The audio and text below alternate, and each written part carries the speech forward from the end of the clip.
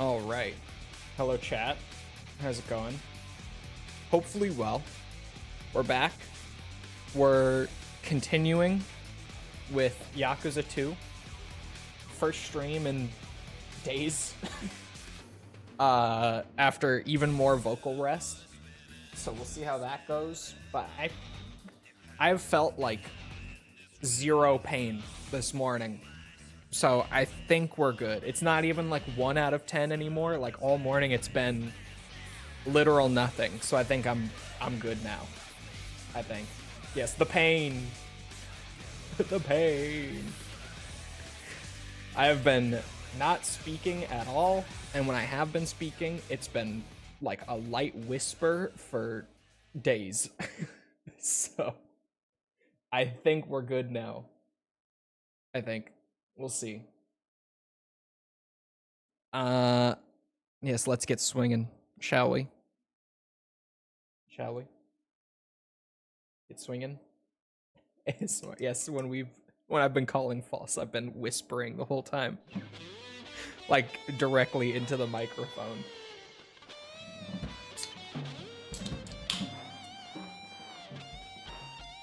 There we go.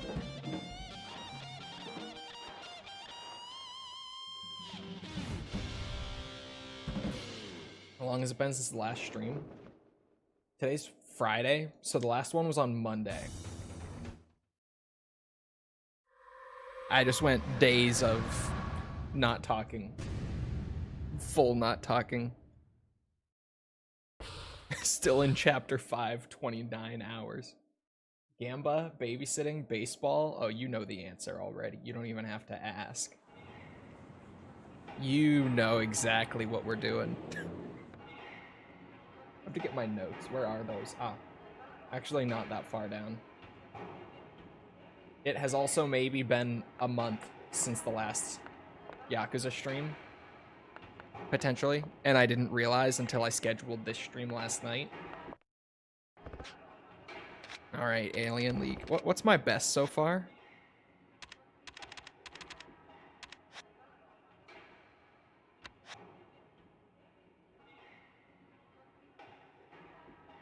Zero, because I ran out of money. I don't know what my best was. I don't know. I'm a fertile motherfucker. Oh yeah, I just wrote the speeds for this one because they're all so weird.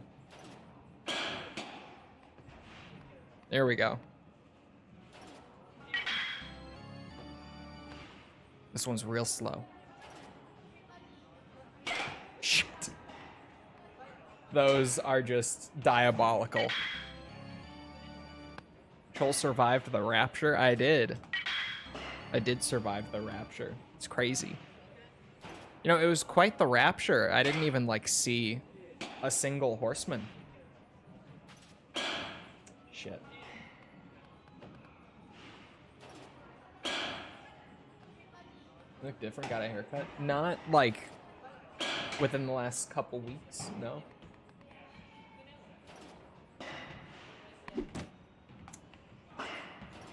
I was hoping it would be real this time, but if it was real this time, there would be no more Yakuza baseball. Did you think about that first? Did you consider what that would mean? Means a haircut down there. What, down here? Surely, down here? I did take a lot of the bulk out of my beard, like, 2 weeks ago. I trimmed my beard down quite a bit. I don't think anyone noticed the beard change. I don't think False even noticed it. But I also don't think it shows as well on camera, to be fair. I don't think that just thinning out the beard shows that well. Well, that was certainly a first go. 8 home runs.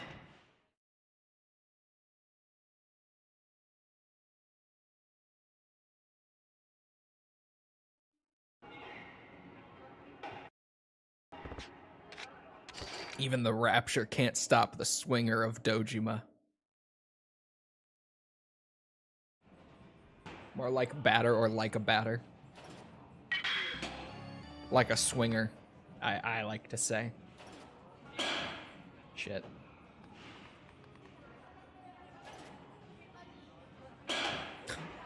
Those are evil. Those are so evil. Okay, this one's quick. Not that quick.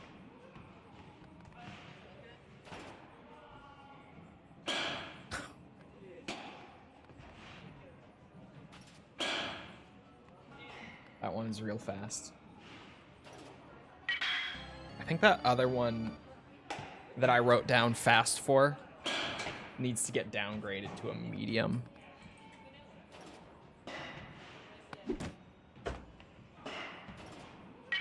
Those are the worst.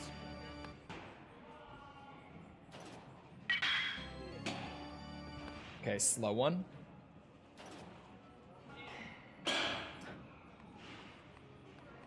A fast one. That was early. Okay. Oh, come on. That one looked so good, and you're telling me it was mega early?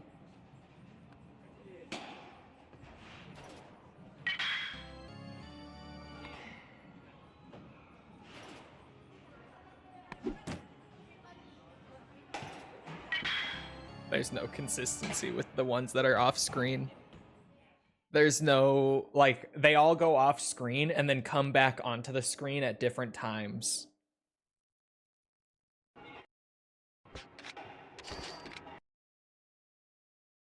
What do you think about the RGG Summit? Mine game.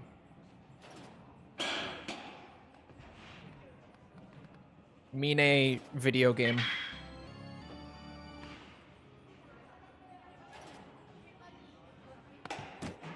Thank you for listening to that extensive yap. Still think Alien Golf Course was bad? No, I take it back. This is so much worse.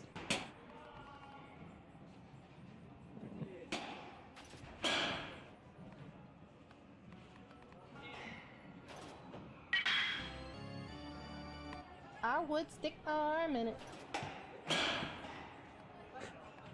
There's no change in Japan.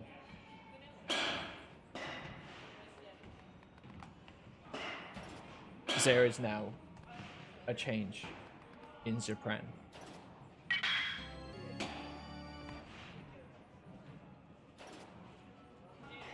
Fuck. Whole game. Or, you know, side story. But Mine video game.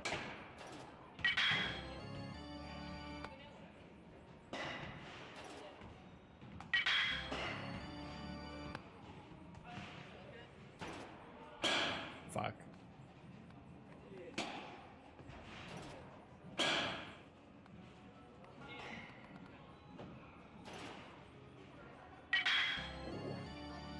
I got one.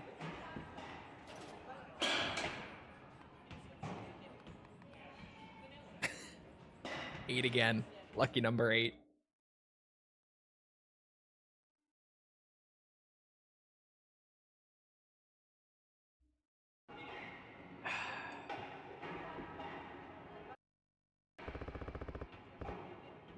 You know they will. I don't think that they'll retcon his death. They could maybe do like a what if where he survives, but I even that I don't think they're gonna do. Cause yeah, that would be trying to retcon. Wow. I was gonna say, how silly would that be? Like, that would be the most impossible to believe retcon ever. And then I remember Yakuza Zero Director's Cut is a thing that now exists. And that someone in Yakuza Zero has now been retconned to survive. Who, if you've played the game, there is absolutely zero fucking chance that he survived. Or they survived, sorry. So you know what? Considering that Yakuza Zero Director's Cut is a thing, they might just manage to do it. Because now, not only do we have rubber bullets, we have rubber car bombs. So, maybe.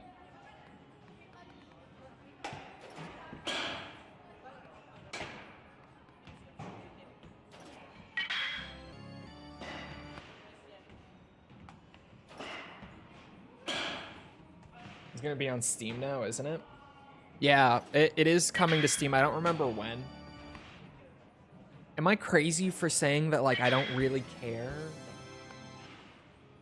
Is that crazy of me to say? Because, like, if I'm being real, I don't. I played Yakuza 0. The director's cut, in my opinion, only takes away from Yakuza 0. Like, I genuinely, there's no part of me that's like, oh, fuck yeah, Yakuza 0 director's cut on Steam. Because, like, I have Yakuza 0 on Steam.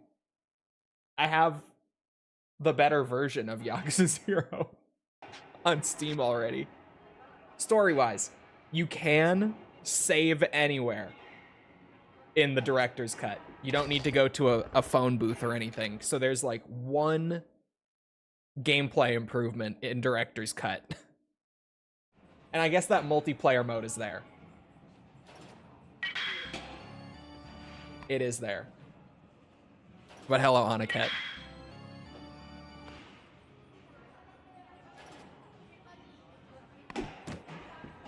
Totally worth rebuying the whole ass game. Like, I don't like being that much of a hater. I'm normally not. I normally feel like I'm very, what's it? Balanced with stuff like that. Very fair. And like, well, you know, there's at least this or that, but like, with Yakuza Zero's director's cut, there's really nothing for me to like latch onto and be like, well, at least there's this. There's just not. There's just nothing.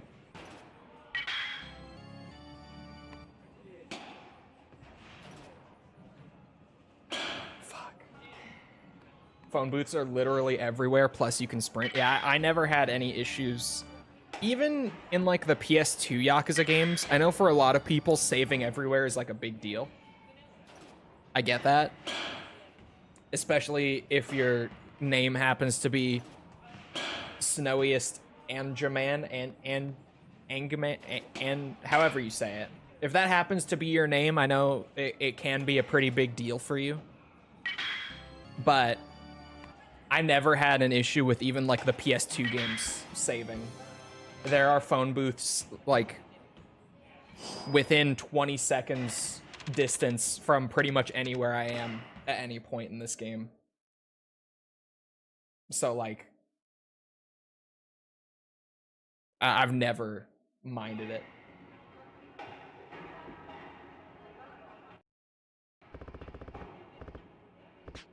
Thoughts on Kiwami 3? I don't think that Yakuza 3 needed a remake. Like, I would have preferred if they went with Kenzan. But, like, seeing the Yakuza 3 remake, take my money. How am I hitting that consistently now? Or Dead Souls? True. True.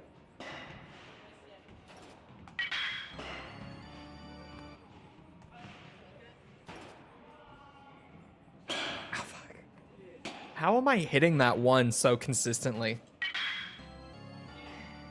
Where has that come from? I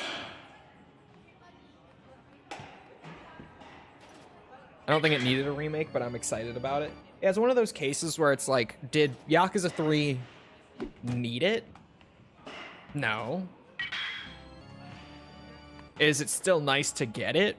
Yeah. I'll still take it. Even if the game didn't... It's like what I was saying with, like, MGS Delta, right? Where people were like, MGS 3 didn't need a remake. I'm like, no, it didn't.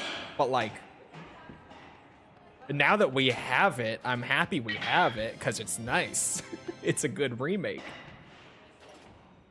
I could have played the original for the rest of my life and been fine, but like, I'll still take it. Maybe I'm just too much of a consumer. It's possible. Fuck. Those are so evil. Oh. New Dragon Style looks good. I haven't watched anything outside of the trailer, and I doubt I will. I tried to go and watch the Japanese trailer, like on their actual channel, on the RGG channel. But whoever's managing the RGG YouTube channel left the auto transcription on. Or sorry, the auto translation, auto dubbing. That's what it's called, auto dubbing on. So it got like AI voiced over it by YouTube automatically. I don't know if they've fixed that yet because it's literally just they have to go in and uncheck one single box in the YouTube dashboard. So I don't know if they've done that. It's been a few days now. But I wanted to watch the trailer with the Japanese voices, and I couldn't. I was stuck hearing that, once again, awful sounding English dub. It sounds like shit. A couple characters sounded not bad. You can turn it off in the video settings? Really? Because when they first added the feature, you couldn't turn it off. It was just on the creator's end. Or do you mean in YouTube Studio? Because that's what I'm talking about, where like it's just one button that you have to check in YouTube Studio to turn it off. But the thing is, YouTube made it so that the auto dubbing is on by default for any channels that aren't in English, which is why you're seeing it everywhere. Even though everyone is like, oh my god, this sounds like shit. Because anyone who doesn't know that it's on by default, they just don't know that their videos internationally are being auto-dubbed. You can turn it off as a viewer? Okay, so they added that because when the feature first launched, that was like the #1 complaint with it. Was you couldn't turn it off as a viewer, so that's new. At least relative to me learning about it. Let me see if it's still auto-dubbed, because maybe I can look there. Yakuza Kiwami 3.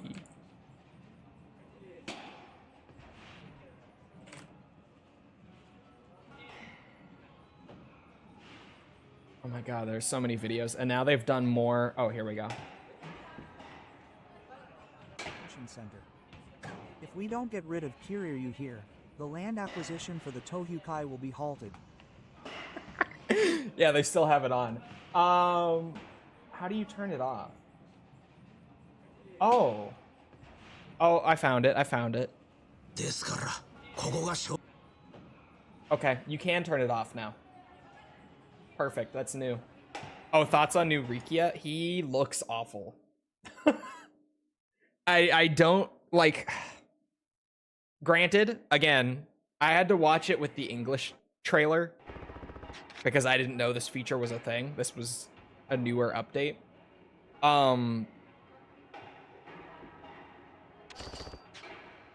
Yeah, the new Rikiya, he, like, his face is fine. It's obviously not what I think of him as looking like, so it's weird in that sense, but at least in the trailer footage, his lip sync was so, like, what everyone's lip sync was bad in the English trailer, to be fair, but his was the worst by a mile.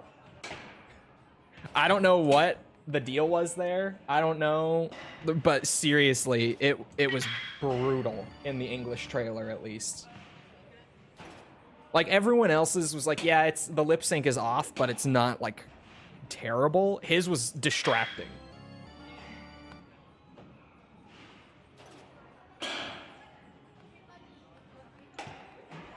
Chat, we're never leaving. We're never escaping. He does look more like Keto. And that's the thing, too. I don't mind just, like, the recast of the likeness. Because I know that they like to actually work with the actors and scan their likenesses in. I get that for animation purposes and everything too. I get it. But like, you could scan the new actor's likeness in and still keep the hair. You know, you could still keep elements of the original character, and this isn't the first time they've changed something like this. Like, Tanimura, obviously, is super different in the two versions of Yakuza 4. But Rikiya's feels, like, really, really wild to me. It is just so different in like, every way. Looks cool now when he should look fun and simple. It's his hair. His hair is what's driving me nuts more than anything. And in general, everyone's shirt changed. Like, everyone's talking about Kiryu's shirt changing, but like, everyone's Hawaiian shirt has changed in the trailer, at least. Like, everyone got their Hawaiian shirts changed, including Rikiya. And I'm just like, what? Why? Because Rikiya had, like, the next coolest shirt in the game after Kiryu in OG Yakuza 3. And I was talking about it in False's chat last night, and Tibby was in there at the time, and he didn't know until I mentioned it. But speaking of the shirt thing, I don't care that they changed Kiryu's shirt. Okay? I don't give a shit, really. Like, I like the original shirt more, but if they want to change his shirt, it's fine. It's such a little thing, I don't really mind. What pisses me off, what genuinely pisses me off, and it seems so out of character for RGG too, like it makes it even worse. His original shirt is there. It's in the game as day one DLC. If you just buy the deluxe edition, it comes with a costume pack that has the original shirt.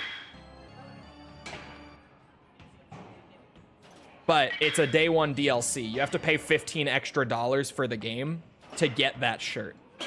And at least as of now, the DLC isn't being sold standalone on the Steam page or anything. But I'd assume that down the line it will be. That, to me, is wild. I could buy the shirt IRL for that. I could. I could go get, not the exact same one, but I could go get myself, like, a red Hawaiian shirt. That,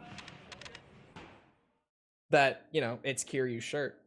I think they're separate, specific designs, not the OG one.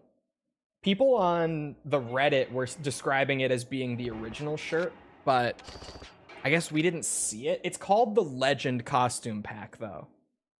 The one that we're talking about. It apparently has, allegedly, has his original Hawaiian shirt in it. And the name does kind of make me think it's like more classic character designs and stuff. I don't know how the fuck I'm hitting that. I'm hitting it like almost every time, and I still don't know how. I'm just guessing, and it's working.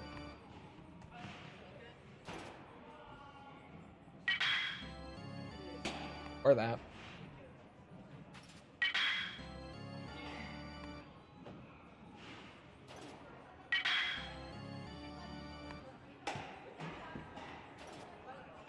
Shit. Oh, I saw the Kenzan thing. I don't necessarily think that Yakuza 3 Kiwami sets up many systems, and especially not many assets for use in Kenzan.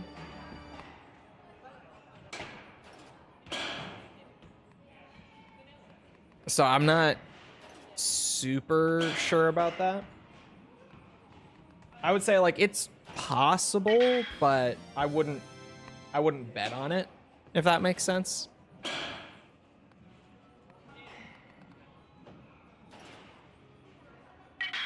I think if they were intending to do Kenzan as well, they would have done it now in place of Yakuza 3. Given we just had that, like, development of Kenzan presentation, like, less than a month ago. I think if there were ever a time, now would be the time if they were looking to do that. I think that currently they're probably just not. There's also a comment from... I can't remember who it was. Was it Hasriel? Who was it recently from RGG who did an interview and said that they're not looking to remake Kenzan right now because it would be too expensive to make.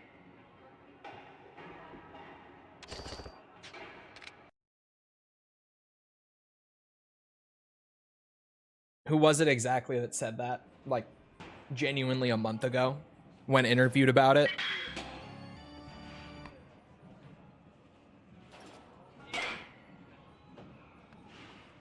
I think it was Hori. That sounds right.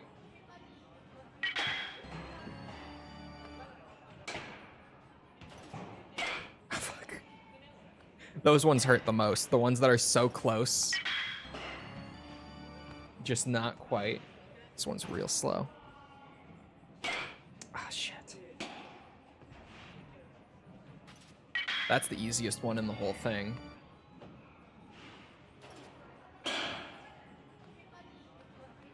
This minigame. That was late. That was late. Shit.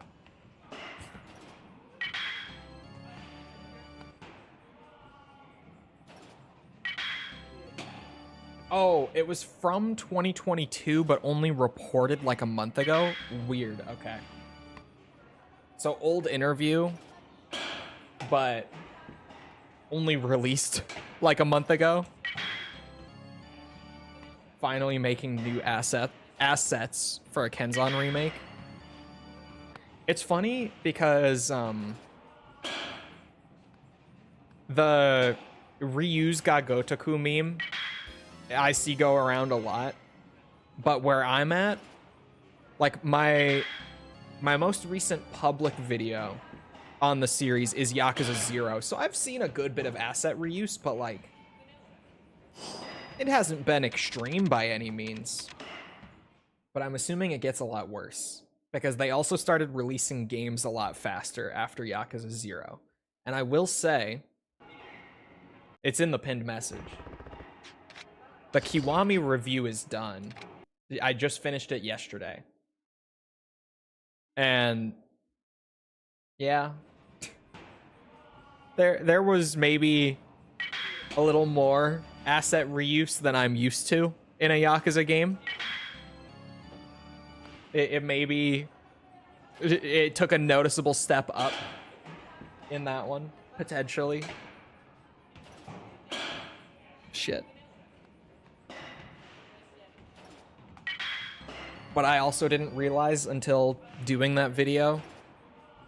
I'll throw this tidbit out there, even though it's not out yet. Just because it's in like the first minute of the video, literally. They developed Kiwami in less than 9 months. Like from beginning to end. The game literally entered pre-production and released in the span of 9 months. So yeah, there's some asset reuse in there.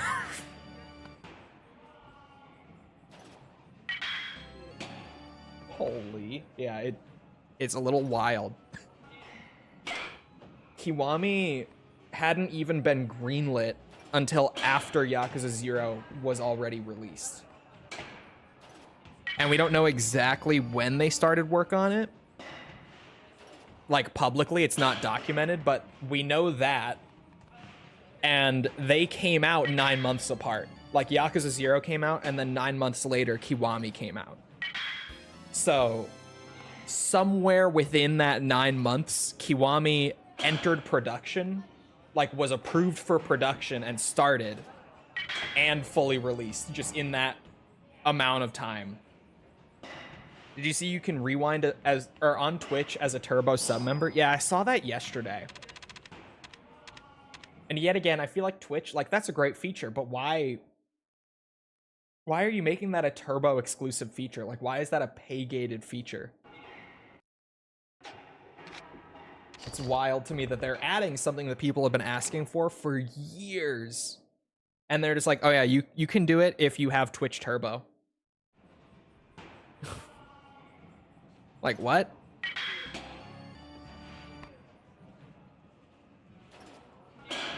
Fuck.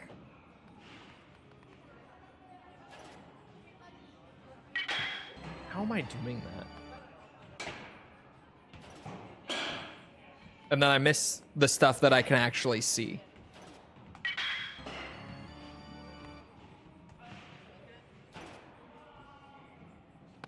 Oh, a little off.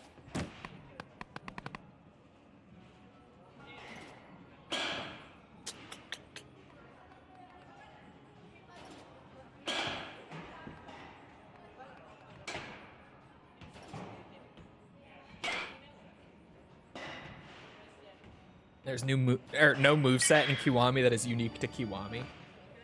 Yeah, I actually found a list while working on the video of every reused moveset in the game and where it's from and everything. And it's wild. It's a little crazy the amount of shit that they reused in Kiwami.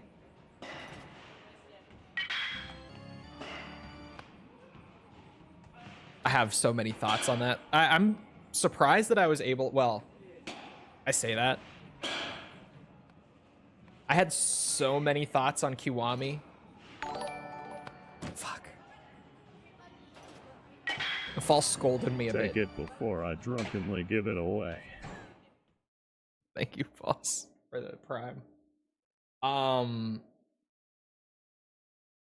What's it? What was I about to say? Shit. Oh yeah, False scolded me a bit, because yesterday when I was finishing the Kiwami video, I was not streaming because I was on vocal rest. But I started, like, the video was really... I was wrapping everything up, and I was like, you know... Some of these things that I cut out of the script for the sake of pacing and all that could easily fit in the script. So I did a lot yesterday of just recording entire new segments that I had originally cut from the video and then editing them all from scratch, like last minute, putting them in. It came out great. Because they were all things that I was like, I would like to talk about this, but it's not really important. And I don't want to kill the pacing of the video just yapping about random shit. It happens with every video. I cut a lot of smaller, less important things just so that they aren't a mess. But that one, once everything kind of came together, I was like, oh, this video flows better than I thought it would. I can afford to add some random shit. So I added some random shit. Fuck.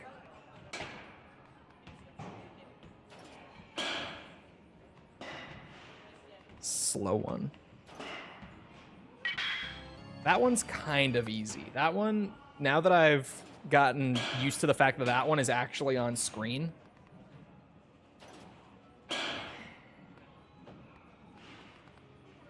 that one's not so bad. This one fucking sucks. Because that one's quicker and I can't see it.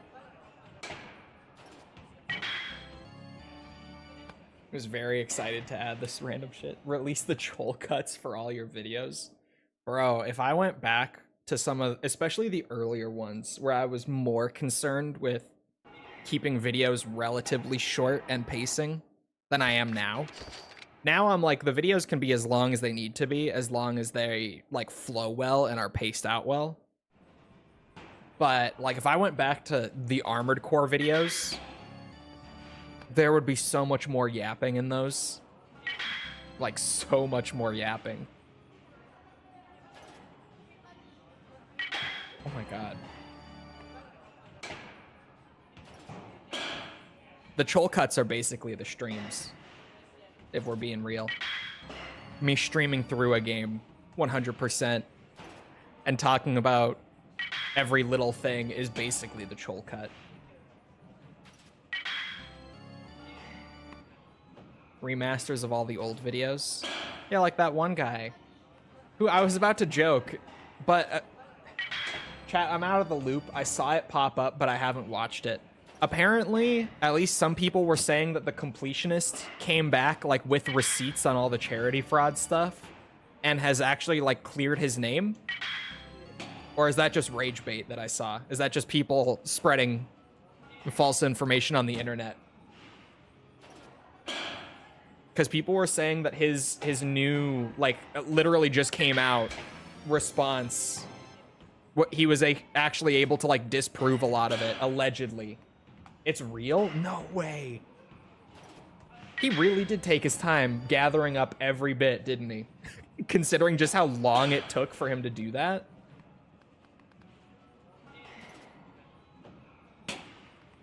But yeah, I saw people shitting on Carl and Muda over it because they were like, wow, they actually did just randomly go after this guy with like very little info. And then he managed to come back with receipts and disprove it. Context, YouTuber The Completionist got exposed by Carl Jobst and Mudahar, or Some Ordinary Gamers, I think his actual channel name is. Everyone just knows him as Muda.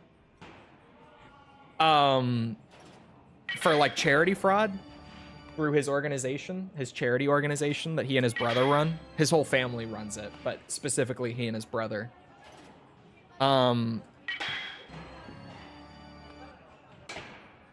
And for like the last maybe year and a half-ish, I would say, everyone was just kind of like, oh yeah, the Completionist was actually like secretly a piece of shit and committing charity fraud. That's crazy, because everyone thought he was like the best. Everyone loved Gerard, right? But apparently he came back like a day or two ago and had all the receipts and responded and has disproved at least the majority of it from what I've seen, but I haven't seen the response yet. But I remember like I was shocked when the allegations came out because I was like, I thought Gerard was like the most chill dude. He seemed like the nicest guy.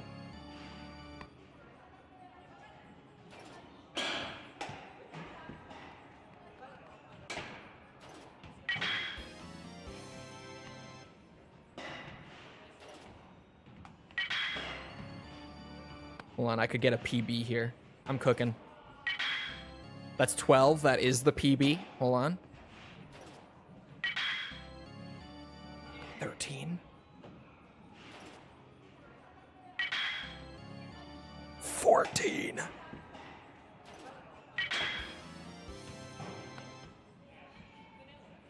It's a big ol' 15 right there.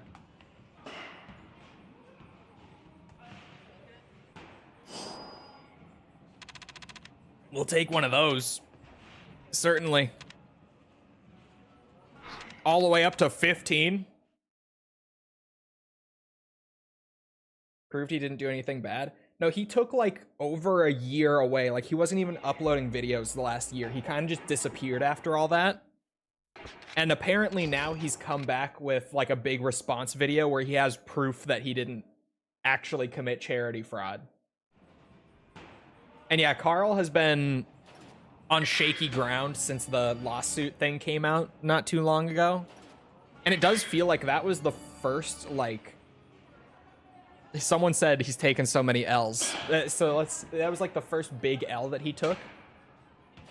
And it feels like he's taken a good few now, like ever since. It's just been like rapid fire. Oh, fuck.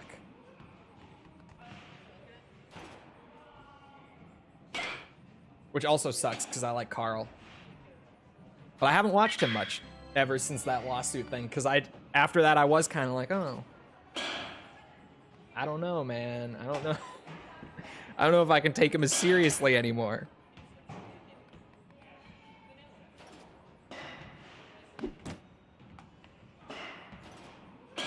Shit. Someone I can't see, it scrolls away and I can't see it anymore. There we go.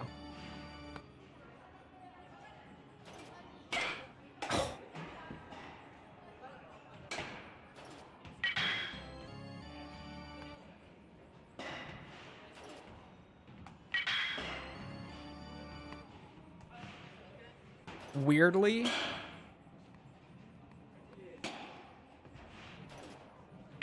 there's some consistency returning here.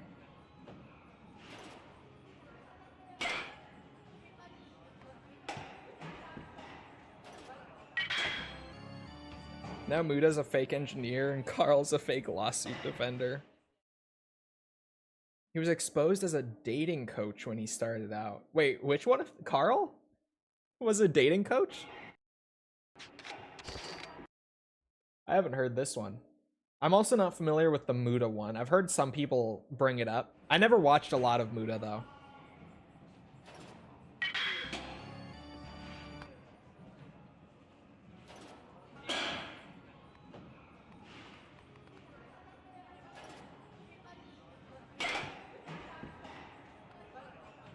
The fuck is a dating coach? Is what it sounds like. A coach to teach people how to get bitches.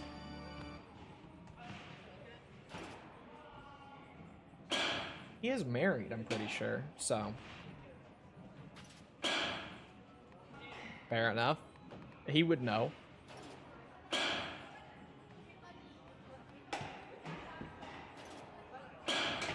Shit. I keep hitting them too early.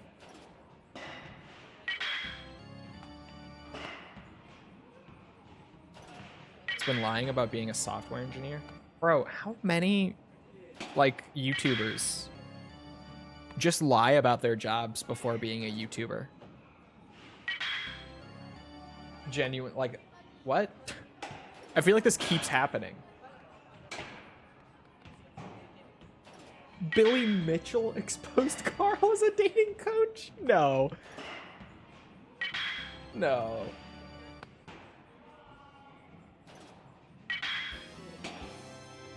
All of them? Hey. Whoa, slow down there. Whoa, hold on. You calm down there.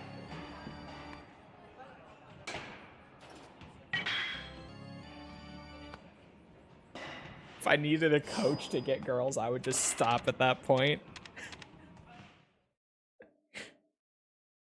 Chole's a fake game dev. I mean, I could grab my degree. I have that to show for it, but like I also don't want to dox myself with my degree.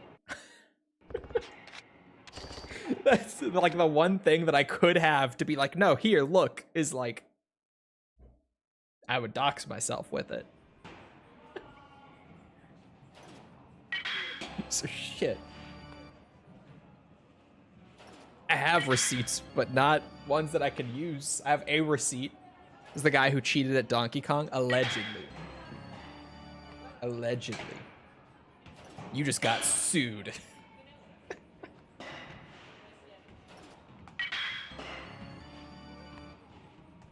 Let's see Chole's full government name. Yeah. And where I went to school.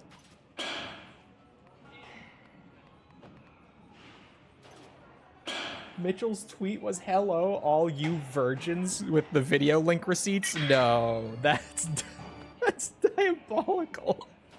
Oh, fuck. Bro.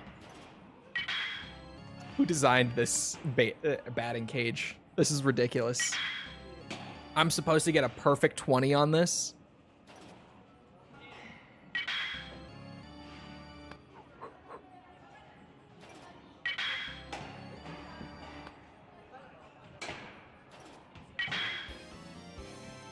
Billy buy his course.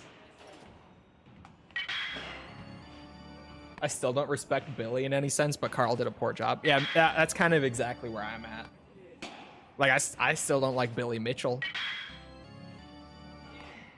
But, like... Oh my god. How am I doing this? I'm building up like a sixth sense for the off-screen balls. Just the longer we do this. 15 again.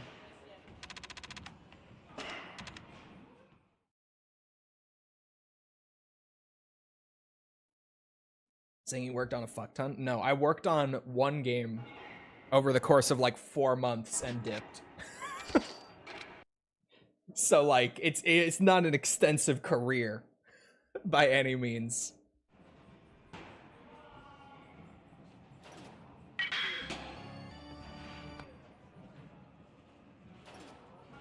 Shit.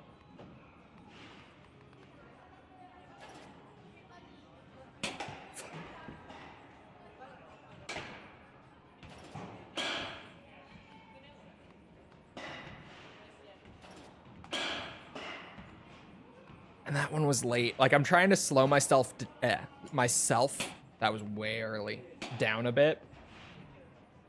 Because I kept hitting them so early. But now I'm hitting them late. And now I'm early. The precision required for the batting cages in general is bad enough, just as it is. And then you throw in these weird ass throws where they're curving and going off screen and all that.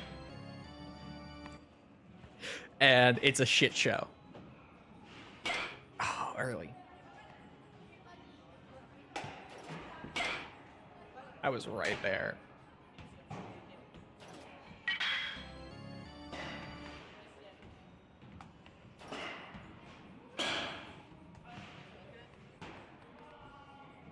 Credible Yakuza reporter says Mine Gaiden could be around 8 to 12 hours. So it sounds like it's like a... What's it? I'm trying to find the words. Like, it will mainly just be main story. There won't really be, like, extensive completion stuff to do or anything. It'll just be, like, a side story. You just play through it real quick and boom, done.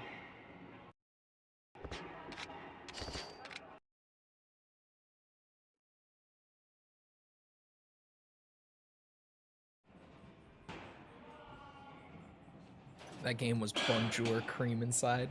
I'll never get over that title.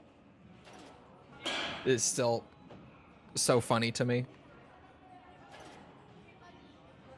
Thank you, Steam front page, for always just delivering the wackiest NSFW games. When I'm just trying to browse, I'm just trying to look around and be like, oh, what's the top seller on Steam this week? And then Steam is just like, Bonjour, Cream Inside.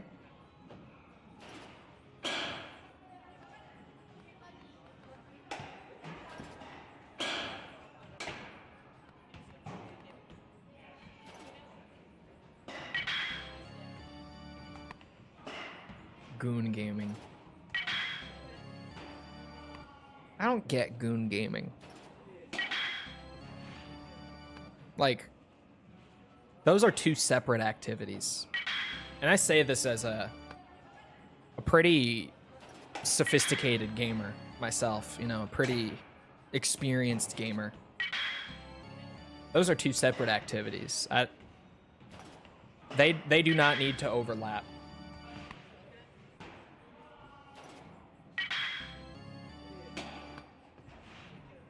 Is there a multiplayer one? A multiplayer goon game? I mean, I guess it's called Sex. It is co-op. It's a co-op game. Yeah.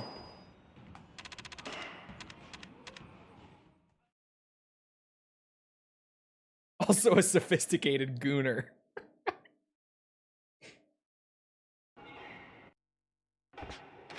I mean,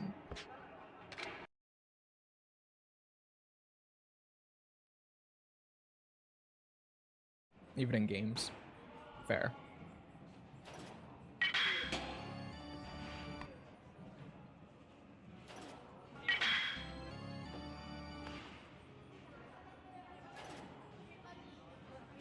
Oh, early.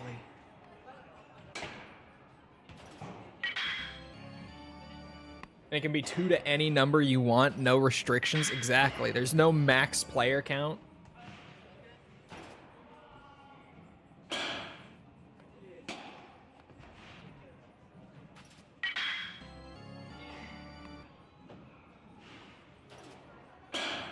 shit, dude.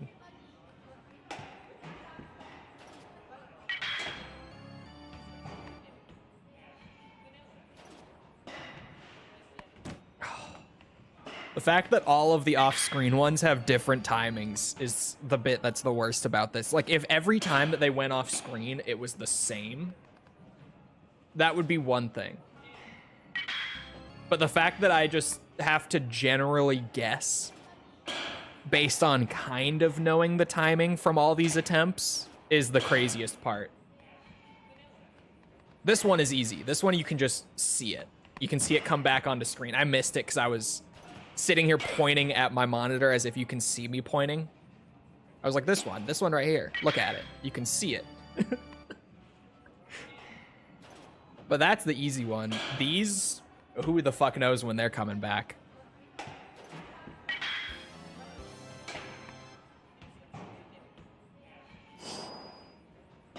Post them on Twitch. True. If anything's getting held on YouTube, Twitch chat's right there. Hand cam to see you pointing. My hand cam would be so boring. It would literally just, well, if you wanted to actually see my hands playing the game, it would be more like crotch cam. So maybe not so boring to some.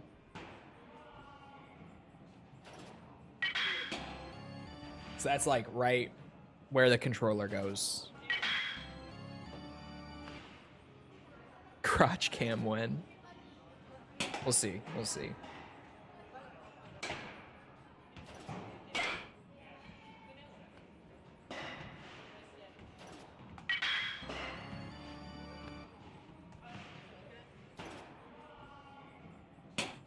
So early. Fuck this, man. You just don't want to show us that you play with one hand. I do play with one hand a lot, actually. Like, legitimately. Some people notice it. Like, right now. Every once in a while, someone will comment about me, like, sipping my drink while doing something in-game. And they're just like, how the fuck are you doing that with one hand? I told you guys, I'm a sophisticated gamer. You know, if I have to take a sip, that won't stop me.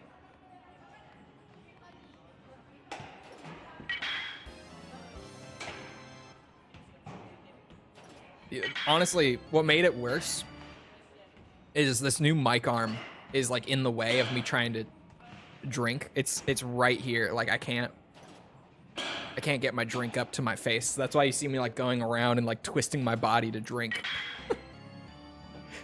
Or backing away from the mic or whatever I have to do. I have to get around my microphone. The home run really added significance, you see? You see?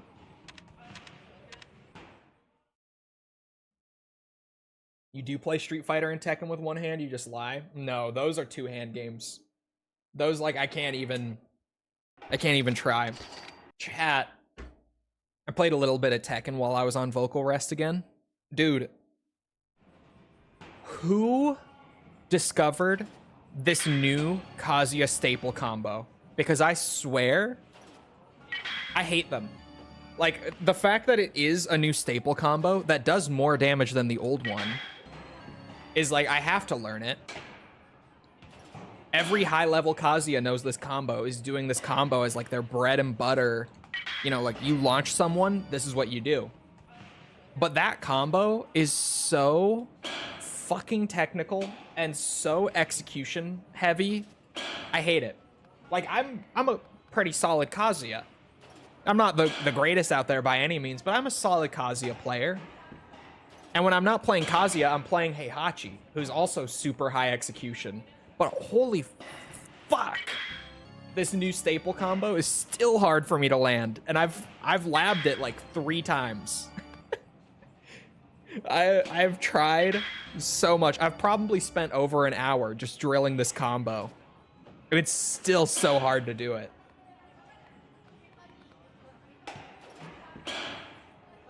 It's like double electric into a micro dash, down forward 3, which you have to, that micro dash down forward 3 has to be really quick. And the issue with that is that when you do forward, down, down, forward 3, you're gonna get a crouch dash 3 instead. So you have to do the micro dash into the down forward 3 and get specifically the down forward 3 within like a few frames without getting a crouch dash. That's tricky. It's real tricky. That part I've gotten pretty solid at, pretty consistent at, but even just that, like literally getting the 3rd hit of the combo, so hard. And then you have to do a launcher into like another micro dash into a sidestep. What is it? I think it's sidestep 4-1, if I remember off the top of my head.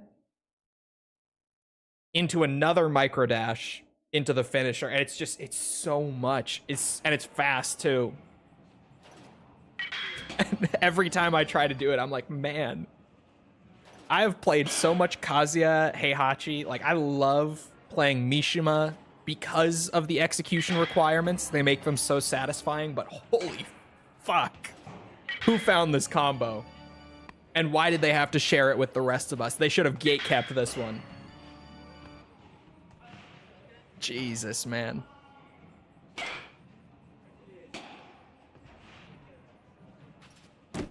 Whoops.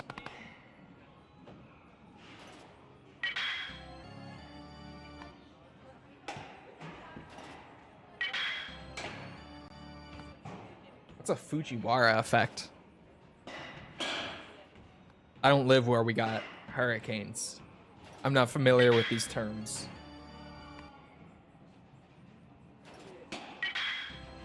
Also, why is everyone saying Mike hard? Did I miss something? What is happening? Oh, Mike's arm is in the way. Ooh, Mike.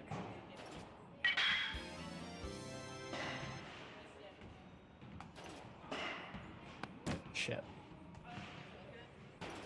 There's literally one person. No, one of them got held. I saw it. I was like, why are multiple people saying Mike hard?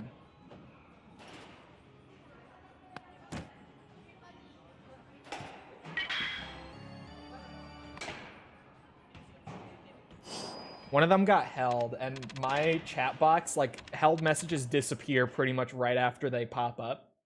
Because I haven't worked that out yet. I'm still trying to fix that.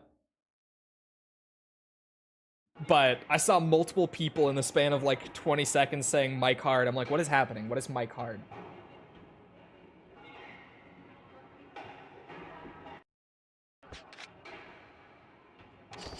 It gets held. Why does Mike hard get held?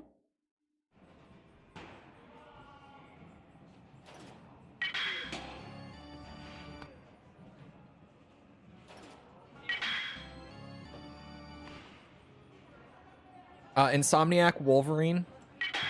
How the fuck? Looks great. Fuck. And I just finished Spider-Man 2 recently. In my free time. Saros looks amazing. Saros? I'm like... Saros looks like Returnal, but orange. And like, it's cool. Returnal was pretty neat, but Returnal wasn't like amazing. As far as roguelikes go, Returnal is not in my S tier even. So like, Saros looks okay. The art direction is definitely the best part of what they were showing of Saros. The art direction was awesome, but gameplay-wise, it did look exactly like Returnal. Like, if you've played Returnal, you've played Saros. I couldn't even, like, tell you any significant differences between them. And I played Returnal. And yeah, like, I liked Returnal, but I don't know. Saros, seeing it, I'm like, oh, it's literally just Returnal. All right. And I kind of moved on.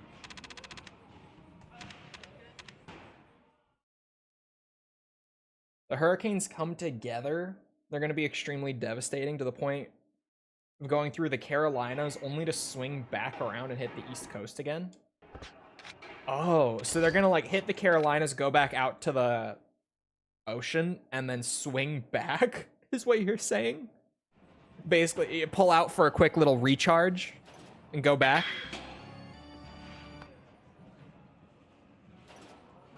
Wild.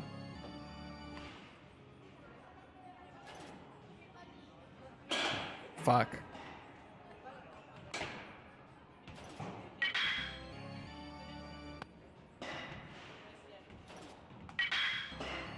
Gonna spin back harder, like Mike, apparently. How am I doing that? I was telling you about it last night. Oh, we're talking about the same hurricane?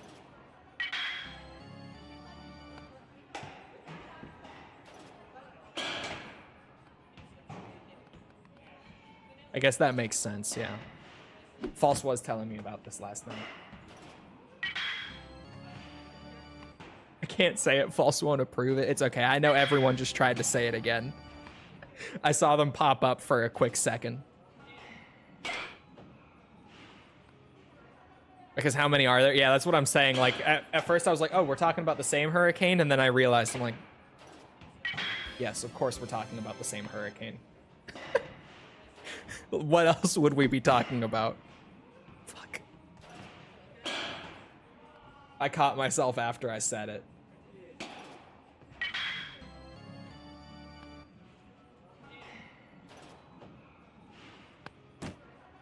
Ubisoft Connect removed all the games I had on their launcher?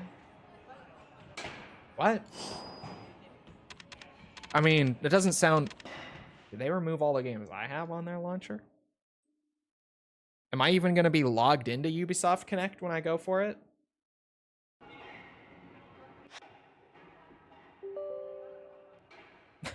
Ubisoft Connect? Hold on.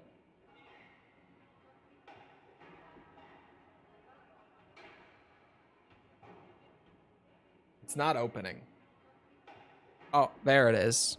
Hold on. Hold on, we're getting places.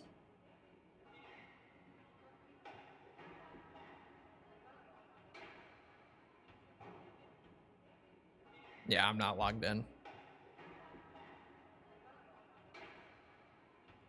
Well, for the sake of it, let me go and grab my login. My security key is already plugged in. Oh.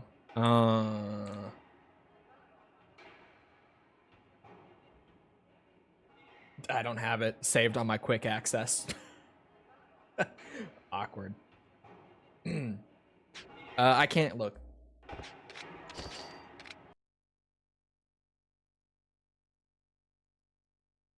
You rented a license for them? Yes. Gamers just need to get used to not owning their games, chat. I guess my license expired.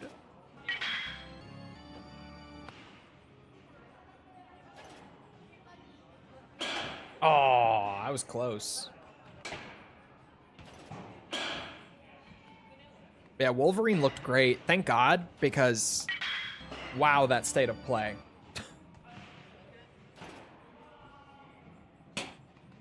Just wow. And I know that I hate on presentation shows a lot because they're normally pretty boring. And I'm kind of over like sitting there watching for an hour to get like one trailer I'm interested in. And I'm very vocal about it. But even like when I went to see what other people were saying about the recent state of play, everyone else was also just like, man, thank God they had Wolverine in that presentation. Because if they didn't, that shit would have sucked. Wasn't Wolverine in development hell? No, we just weren't hearing about Wolverine because Insomniac has started taking their security much more seriously after that big leak situation they had. So there were a lot of like rumors and stuff about Wolverine going around, but none of them could actually be confirmed because Insomniac is really hard to get info on.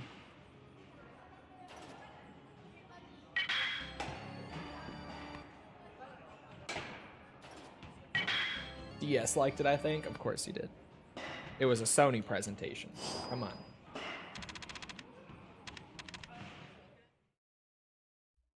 God of War controller bait is still the funniest shit. Oh, I didn't see that. I've gotten to the point with shows, if anyone doesn't know, where I don't watch them live anymore.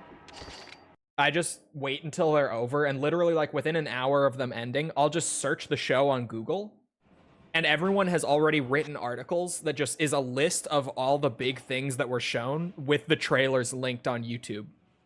So I'll just scroll the list, and anything that I'm interested in, I'll click on that and watch it real quick.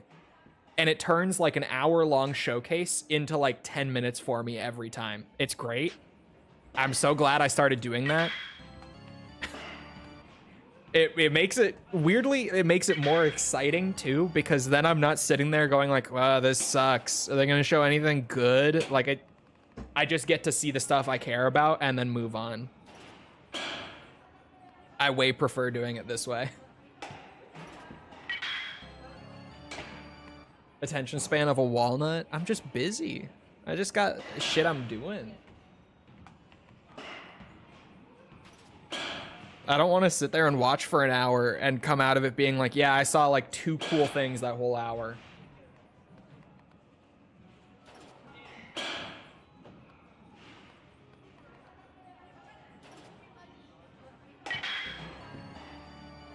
Yeah, my friends and I used to watch all the showcases together too, but after the Game Awards like a couple years ago, the like notoriously long, drawn out, incredibly boring Game Awards show, that was the last one that we ever watched in a group call. Ever since then, we have not done it once, because that was so miserable to sit through that we have not watched a single showcase like that since. Shit.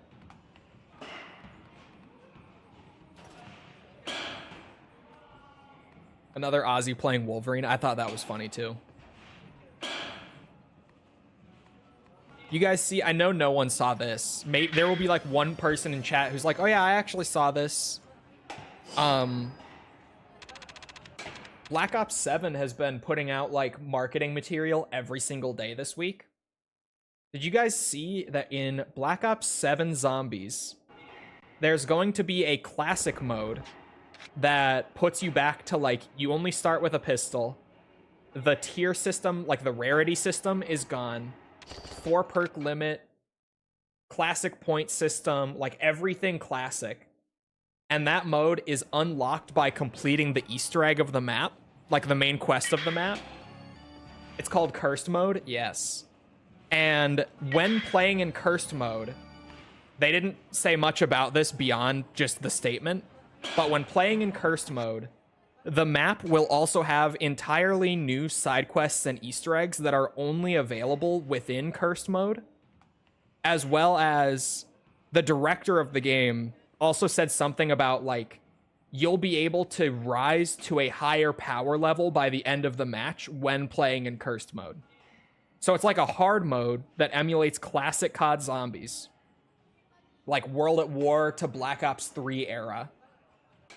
And within that mode, you also get entirely new Easter eggs. And by the end of a game, if you're able to survive long enough, you get more stuff that actually like buffs you up. Like your potential power level at the end of the setup process is higher in Cursed Mode. And all of that, I swear, I was drooling when they were talking about that stuff. I was like foaming at the mouth hearing all of that. Because it literally, what they're saying is just like, yeah, we're bringing back the classic game mode for the more hardcore players. And we're also rewarding you for playing in that mode instead of in the new style. And I shit you not, like I was sitting there drooling at my monitor, just listening to them talk about it. It sounds incredible. It sounds like everything I've wanted since like Black Ops 4 came out. Zombies-wise, everything I've wanted since Black Ops 4 came out. I wonder if they'll bring back classic maps for it too. This new map is one of those, like, if anyone remembers the map Revelations from Black Ops 3, it's one of those where you're in the dark ether. So a lot of like classic locations from the old storyline got sucked in there. And it's like a transit, not remake, but it's like a spiritual successor almost to transit, where like you have a vehicle that you drive that has Ted the bus driver in it as like an AI for it. And you drive between the major locations, and a lot of those major locations are new, but a lot of them are also, like, the diner from Transit is one that was in the trailer the other day. And seemingly Ascension, the space station from Ascension, seems to be in there. And we know from marketing that we've gotten already that they're bringing back survival maps from Black Ops 2, where you get like little sectioned off bits of the main maps to just play as like an almost World at War style experience, where it's just this little space. You got perks, pack-a-punch, that's it, nothing else crazy. We know they're bringing that back, so genuinely, like, you might just be able to load up classic style zombies on the diner from Transit, or a smaller cut down area from Ascension, shit like that. So genuinely, BO7 zombies wise is sounding pretty good, assuming they are able to deliver on all the promises and stuff.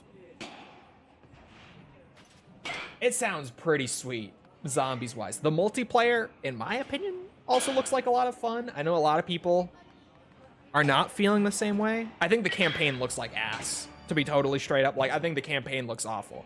But multiplayer looks decently fun. I wasn't sold on the marketing for BO6 multiplayer either. But I had the most fun with BO6 multiplayer that I've had with any of them since, like, fucking World War II. So I'm open to being surprised, as always. Yeah, we did get the Battlefield 6 campaign trailer. It looked fine, I guess. It looked okay. Nothing about it wowed me. But I'm also like, I've already pre-ordered Battlefield 6. And I didn't pre-order it for the campaign, right? So like, I don't really care that much. It's same with COD, where like the campaign, whether it's good or bad, I look at it, I'm like, I shrug shoulders. It's not gonna sway me one way or the other.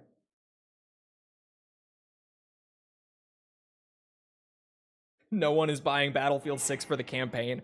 Yeah, 9-mission campaign, they did show the full campaign list. I just looked at it, I'm like, yeah, that seems like a campaign that will be there, sure. That's not why I'm buying the game. Used to be very important for CODs. Yeah, even then, I feel like they could have not put as much effort into the campaigns a lot earlier and still been fine. Because, like, you look now, COD is, like, in terms of revenue generated, at its peak, historically, in the last, like, 5 years.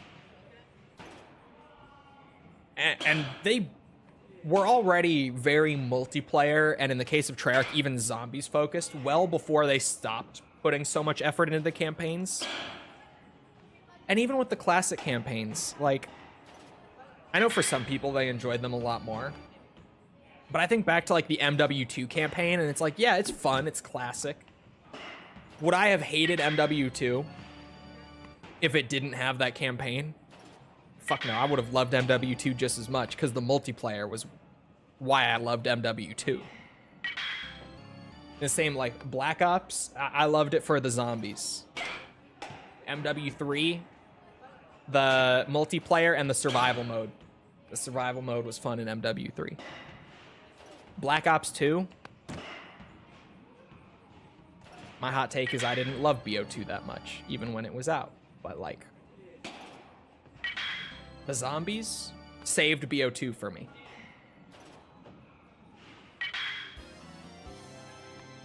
Am I weird for saying I like Battlefield campaigns? Yes. I mean, I've never particularly liked Battlefield's campaigns. Like, I think the Bad Company games had good campaigns. I think Battlefield...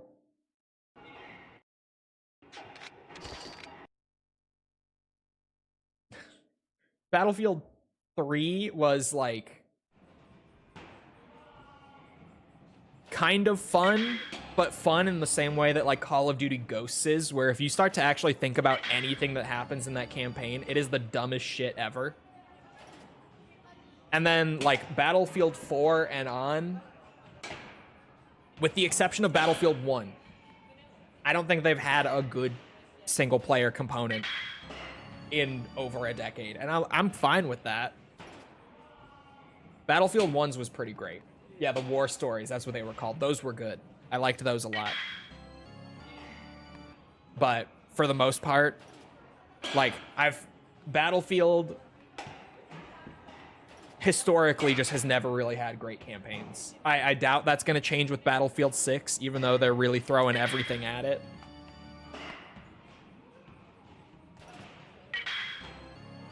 I don't like the Fortnite-ification of every popular multiplayer game nowadays. True. I think for a lot of it, it's starting to die down. Certainly. Not entirely, like, it's not gone per se, but I'm glad to see that it's kind of slowing down, right? Like the crazy over-the-top skins and monetization of absolutely everything, like, it's slowing down a bit, and I'm happy to see that. Because even COD this year is taking a step back from that. They weren't planning on it, but after people complained post-reveal, they walked back some stuff for BO7, and they were like, okay, you know what? You guys win. We'll ease up on it. Battlefield 6, I think, is going to be the most interesting one. Because that one... They said that they're going to keep things relatively grounded for now, was the exact wording given in the interview when I think it was the creative director was asked about it. He said everything is going to stay pretty grounded for now. What do you mean for now? Like, everyone just wanted him to say, we're going to keep things, like, pretty on theme. Art style's going to be pretty coherent. Like, don't worry about it. But he came out and said, yeah, we're going to keep it pretty chill for now. Optimistic side of me is, like, they're going to wait and see if people still are really passionate about this in a little bit. Like, you know, a year or two from now, are people still as worried about it? They might, you know, put out, like, one crazy skin to kind of test the waters. We'll see. That's the optimistic side. The other side is, like, they're going to go through the launch period and really ride out the hype cycle of BF6 until it dies down. And then inevitably, like, a year from now, when people aren't really talking about Battlefield 6 much, they're going to monetize the shit out of it again. Is kind of what I'm more realistically taking that as.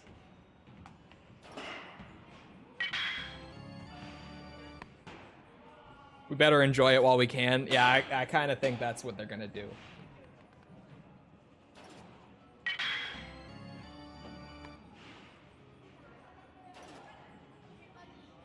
Shit.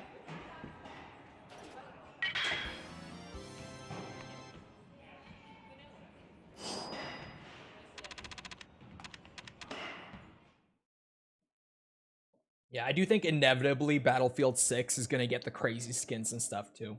I just spat some of the saliva after taking a sip. That was gross.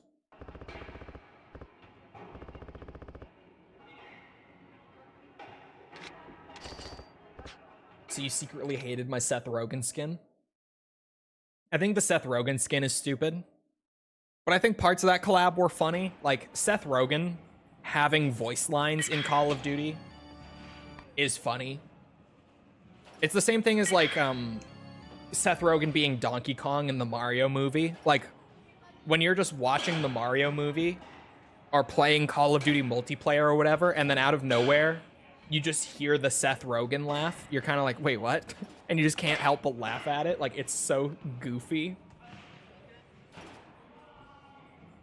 Like, Seth Rogen being a character in the game, I don't mind. I think his skin looks awful in the game. But him being a character, I'm not entirely against. Like, just the collaboration itself is whatever. I think the execution is hilarious.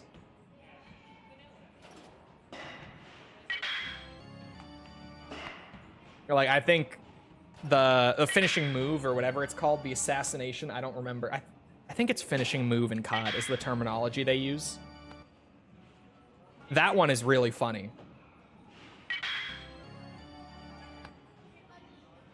So I don't hate your Seth Rogen skin.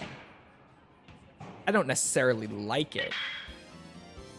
I don't like a lot of the skins in BFs or in Black Ops 6, to be fair. It's not specifically that one that I dislike.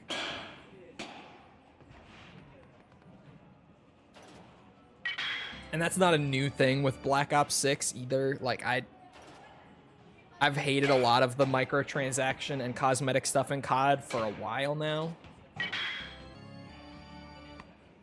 It hasn't stopped me from playing the game and just having a good time, but like, yeah. Also, no, sorry, I saw it earlier, but I forgot to ask, what is the new false drama? What did she do?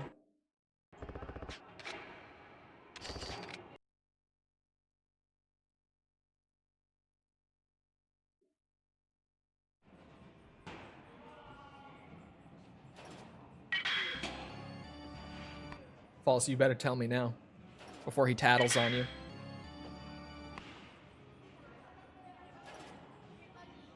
Oh, shit.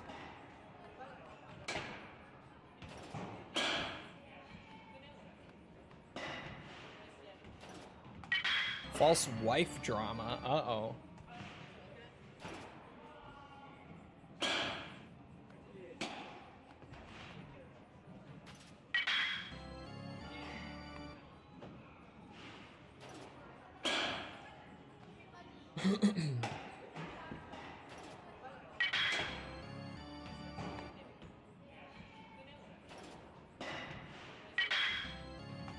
Why is it so hot in my room today? It was earlier. And I kind of was ignoring it. I thought maybe I was just crazy, but no, it's still warm in here. Uncomfortably warm. It's hot outside too, to be fair.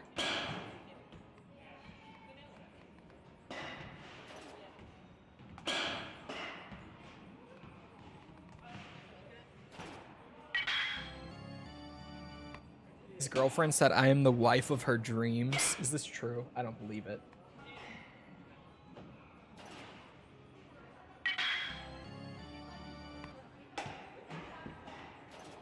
What's the temp? It's not hot. It's 76 Fahrenheit. So like it's warm enough to where if I cracked the window, it's probably the same temperature outside and wouldn't help anything. Which sucks. It's not like windy or anything either, so I couldn't like try to get the breeze in here. It's just kind of slightly warm outside too.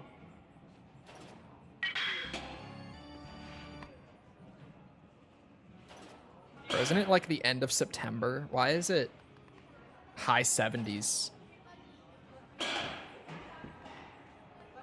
Because that might sound like I'm speaking nonsense to most people. They're like, what do you mean? That's about what it would be in late September. But like here we start getting snow like mid-October. Like this is when our temperatures are supposed to drop like a lot. So I don't know why it's like mid to high 70s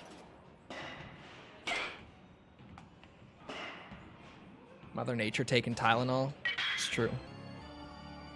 Must be. You guys think that's the cause of global warming? Mother Nature took Tylenol while pregnant. That's been a funny thing going on this week while I haven't been streaming. I think the best part about the Tylenol saga was me finding out yesterday that it's actually real and that Tylenol did like legitimately put out a statement about this back in 2017 and has started printing it on the medication itself. Like it actually is a real thing. We just all doubted him because it sounds insane when you say it out loud. It's like, what? No. But no, it's actually real. And like I've been clowning on it for days off stream, just between friends and all that. But like, no, yesterday I come to find out it's actually real. Like there's a warning on the label about it, apparently. I had to go check mine. It's true.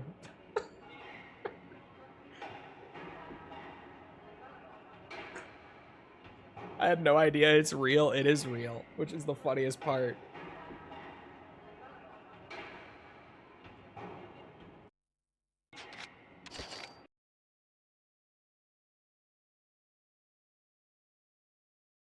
The fact people started taking a bunch of Tylenol out of spite only for it to be real. Yeah. Because even that, like, why would you... I swear, politics just make people dumber. It doesn't matter which side you're on. Like, just getting that actively involved and, like, worked up about politics just drops your IQ. I swear. It's crazy, the effect that it has on people.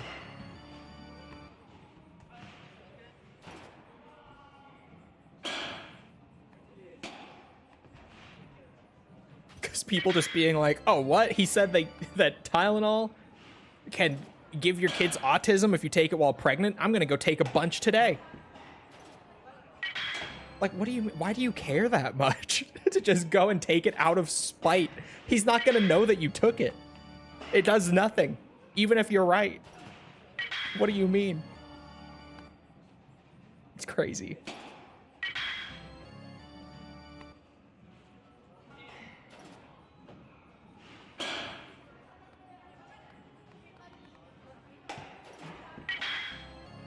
As I also said, the liver damage, yeah.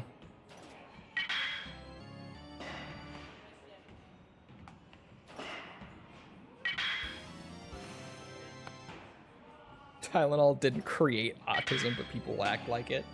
They do have a label on it, or sorry, a warning on the label, rather. That was like the most shocking thing about all of it, was yesterday me seeing like a fact check on it and it being real, and I was like, there's no way.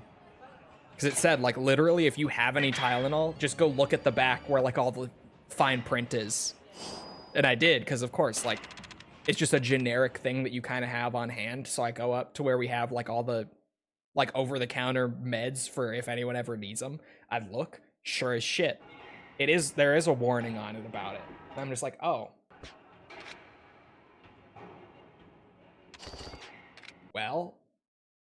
It's because of one of the ingredients, if I recall correctly. It's the, if I'm not mistaken, I think it's just the acetaminophen in it that apparently does it, or has been shown to increase the risk of it, allegedly.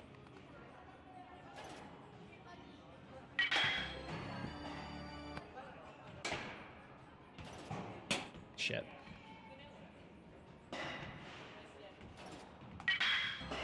Have to take it and might feel guilty about it.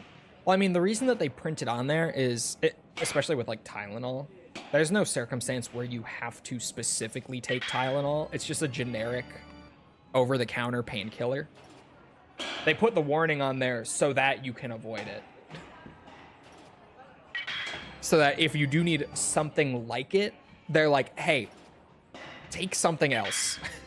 Because this one could maybe have some side effects.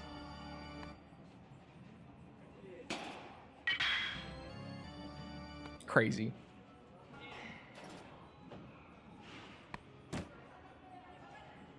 But yeah, the amount of brain rot with politics is wild.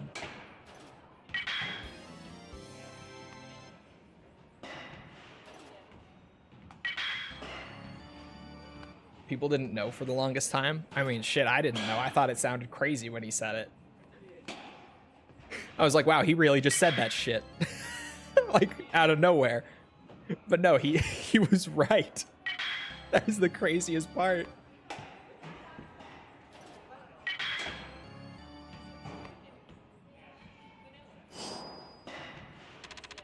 I'm consistently getting like 13 to 15, so maybe we won't be here forever. Like forever. It's getting somewhere, at least. And I am going to have like the craziest stockpile of Stamina and X after this. Just infinity -1, exactly. Fuck, man. It would be one thing if you could like move the camera at all to look. Oh no, I forgot that you can move Kiryu around. Oh god. I'm gonna single-handedly crash the stamina market. I am. I'm gonna have all the supply. I'll hold it hostage. I'll be the only seller.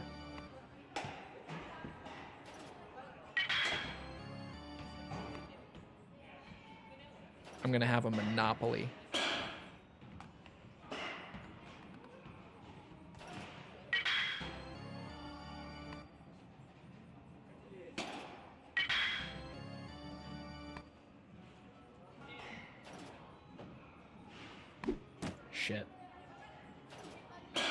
Shit.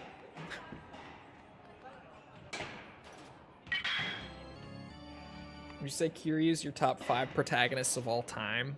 Whoa. Of all time? Probably not. I do like him a lot, though. I have to think, what would be my top 5? Ricky Toffin.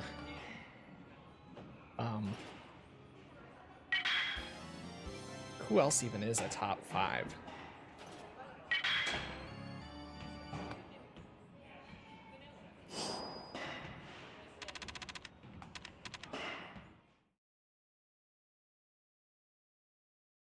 I don't know. Big Boss Shirley. I don't know about that either.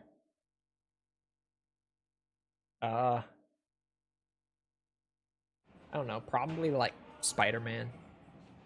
I fuck with Spider-Man a lot.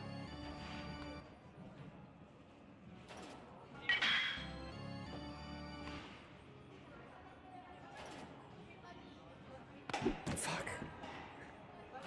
I'm trying to think, man. The square block from Tetris, that's a pretty good one. Gotta be a top 5.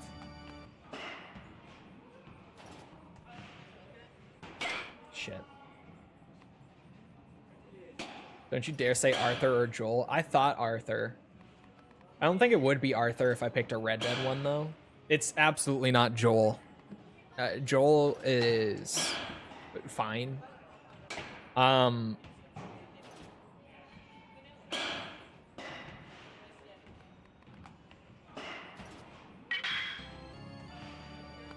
If I were to pick anyone from Red Dead, it would be John. It would not be Arthur. Like, I think Arthur is more interesting from like a writing perspective, but I have more attachment to John.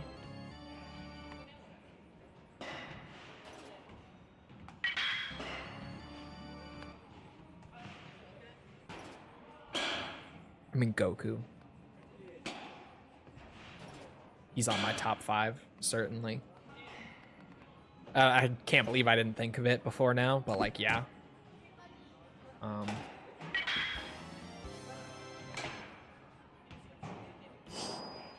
Shit. I'm really trying to think. I don't think John Marston is on my top 5. I don't think he is.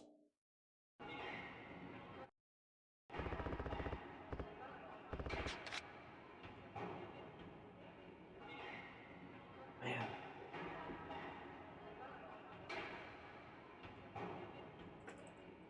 I need inspiration. Greatest protagonists of all time. I'm 101 greatest fictional characters of all time. Man, I'm only like 3 answers onto this list and I already hate it. Sherlock Holmes, That's a fucking cock. Harry Potter, and Elizabeth Bennet.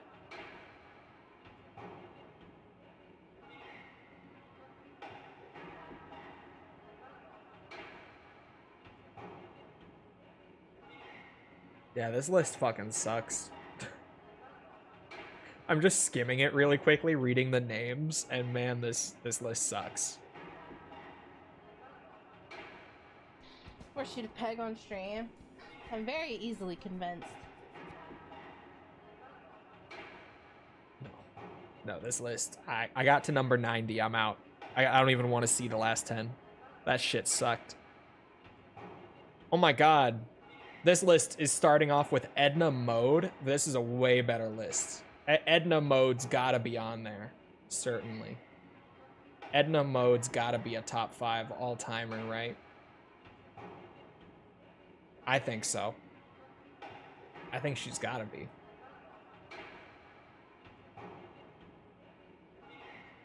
Goodbye, hot sauce.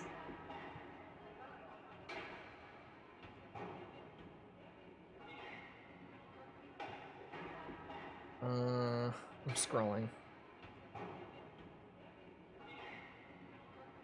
They got good picks. They got way better picks on this list than on the last one. I don't know what the fuck I was reading before.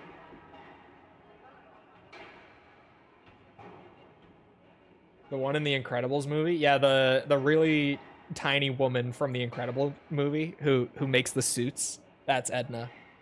That's what I'm saying. It gotta be a top 5 all-timer, right? Sure, certainly. She has to be one of the greatest characters in fiction. Absolutely. I don't see how she couldn't be. Oh, fuck. Obi-Wan Kenobi is kind of a pick. I'm not gonna lie. Obi-Wan Kenobi could be a contender. He really could be. Genuinely. I love Obi-Wan Kenobi.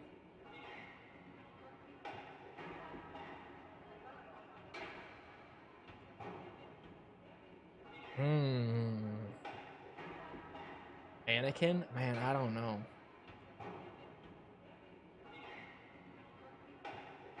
I would probably pick Obi-Wan over Anakin.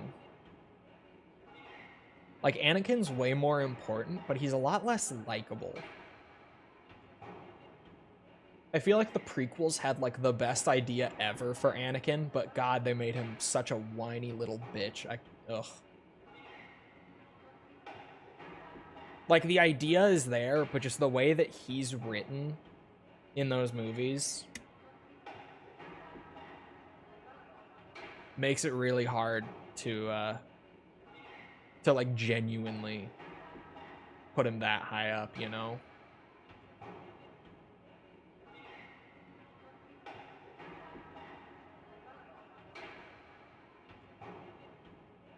Well, fun discussions. I'm trying to figure out, like, my top 5 protagonists just ever.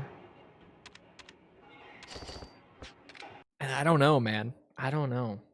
I've got 3 that I know, like, have to be up there.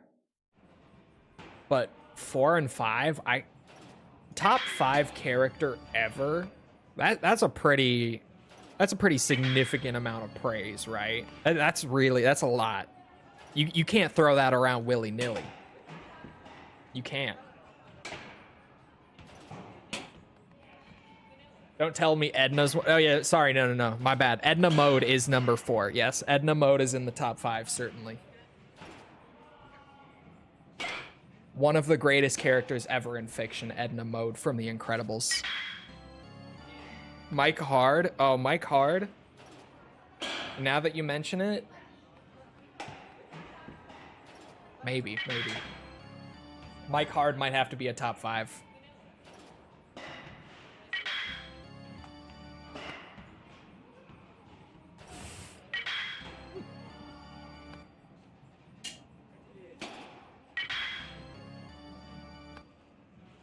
greatest Garrett. Yeah, my 3 so far are Richtofen, Spider-Man, and Goku.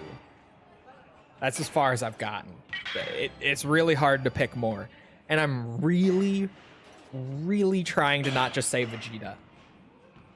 I'm really trying to not also say Vegeta. I don't want to double up on the Dragon Ball with my top 5. But the temptation is 100% there. Just so that we're all on the same page. It's taking a lot to not also say Vegeta. For a lot of people, it would be Vegeta over Goku. So it really, like, I don't want to double them up. But if I have to, I might. Like, if I can't think of anyone else that I would put above Vegeta, I think Batman is probably up there for me. I don't want to double up on the superheroes either. I'm trying to cast a wider net here. But, like, realistically,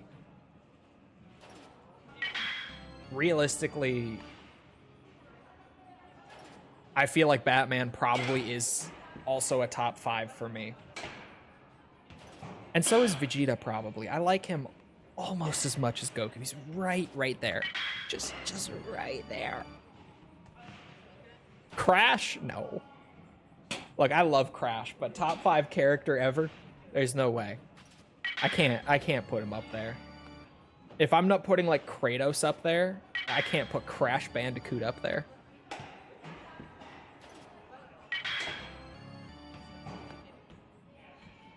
We need a video game protagonist. Edward Richtofen.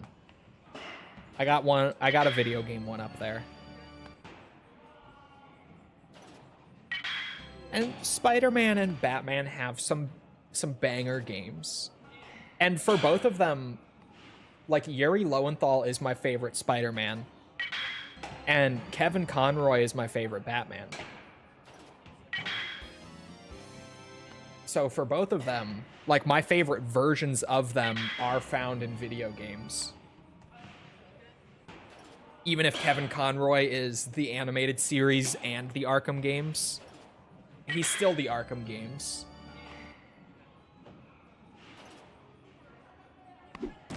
Shit. Best Spider-Man, I agree. I feel like he's just so, like, with, like, the live action Spider-Men, each one of them, I can look at them and be like, they do this the best and this the worst. Like, they do great at this, but they drop the ball on this. Like, none of them hit all the beats. I feel like Yuri Lowenthal's Spider-Man, Insomniac Spider-Man, hits, like, every beat just right. Like, the only thing that you could kind of pick at is they have him as an adult in that story rather than as a teenager, which he typically is. But, like, I don't hate that. I don't feel like he has to be a teenager, because he genuinely does do everything else right. Except for when he's Venomified. That's not even... Yeah. Okay, that's true. Yuri Lowenthal in Spider-Man 2, when he's trying to do, like, the angry symbiote-influenced voice, it's hard not to cringe at it. It does not land. Yuri Lowenthal, I love Yuri Lowenthal. He seemingly just cannot pull that voice, and that's fine. Yeah, the edgy Yuri didn't work. It didn't work for me the whole time, because False watched me play Spider-Man 2 as I played it over Discord. And just, like, every time he tried to do the edgy voice thing after he got the black suit, I was just like, ooh, ouch. That did not land the way they thought it did.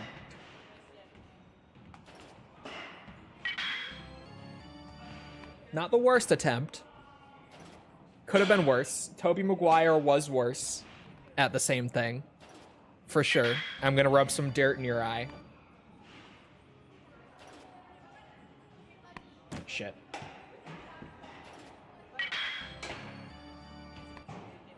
But no, that is true. The angry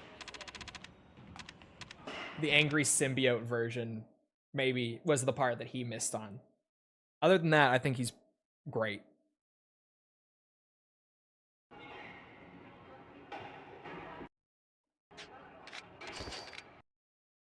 Better than Toby and the other like film adaptation Spider-Men have not even attempted the symbiote thing yet. So Toby had the hair thing though. He did have the hair thing. That's true. I don't know if I could say Dante. I do love Dante, but like I don't know.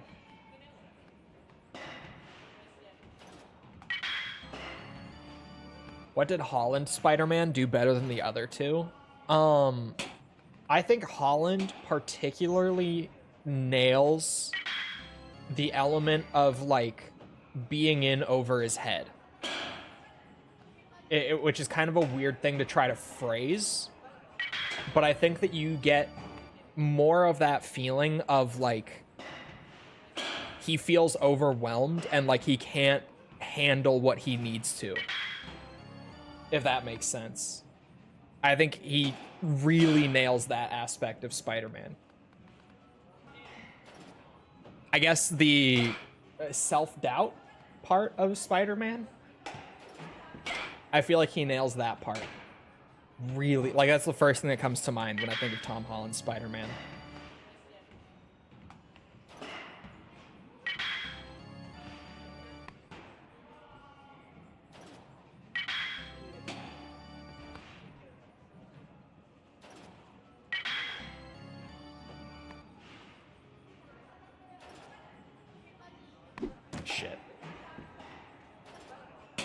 Shit. 9. That's my worst one in a bit. Mallow Quackleton. I think Tom Holland is also just a better balance between Peter Parker and Spider-Man than Tobey or Andrew Garfield are. Where I feel like Tobey's Peter Parker is like spot on, but his Spider-Man not so much. And I feel like Andrew Garfield's Spider-Man is spot on, but his Peter Parker is so off. Tom Holland strikes a really good balance where I don't think he's as good at either as the other two, but he's much more balanced out. Bro got injured. Yeah, he's fine. He just got a concussion because he also... That's a thing that Tom Holland does really well. Tom Holland is insistent on doing his own stunts. That's... I gotta respect him for that. Like, a lot. Because Marvel, typically with their actors, they don't want them to. Because of stuff like what has just happened to Tom Holland this week. Where he got a concussion while doing some stunt work for the new movie. And they had to suspend filming because of it. Because you can't just, like, find a new stunt double. Like, that's... He's the guy. You can't do the movie without Tom Holland there. So they had to suspend filming. But yeah, he does his own stunts. Like, no other Marvel actor right now really does that, as far as I know. Like, maybe Marvel steps in and tells him not to. He got hurt before as Spider-Man 2. I feel like this is like the 3rd time that this has happened. And these are vague memories, so I could totally be off because it's also been a while. But if memory serves, I think he also got injured while filming Homecoming. And I think he got injured during, like, Infinity War or something as well. Or one of the Avengers movies, whether it was Homecoming or Endgame. I think he got injured on one of those, too. Yeah, he tore a muscle or something. I think this is genuinely, like, the 3rd time he's been injured doing Spider-Man stunts. Or maybe one of them was Uncharted or something. I don't remember. But definitely, this is, like, I swear, it's like the 3rd time that Tom Holland has been injured doing stunts. But he just keeps doing them. He, like, insists that he's going to do them.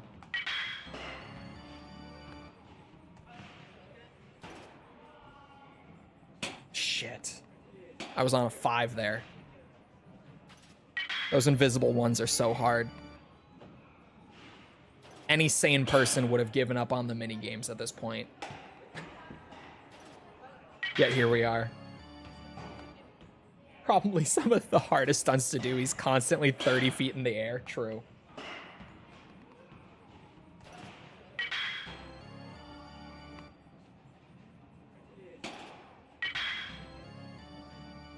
Trying to become Tom Cruise. I feel like he kind of is like a younger, more likable Tom Cruise already. Am I crazy for saying that? Because I feel like he really already is.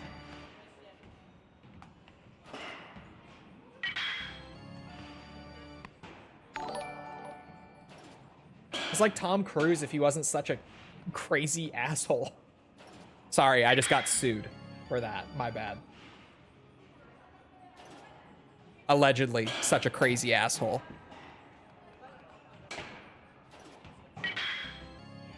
What do you mean more likable? Because Tom Cruise is a dick. What do you mean? What did Tom Cruise do? Bro, there are like clips of him screaming at his film staff. Back in the day, there was like a rumor that he might secretly be gay, and anyone who even like touched that rumor, like anyone who joked about it or even reported on it, like in entertainment news or anything, he would sue them. Like, he's such an asshole.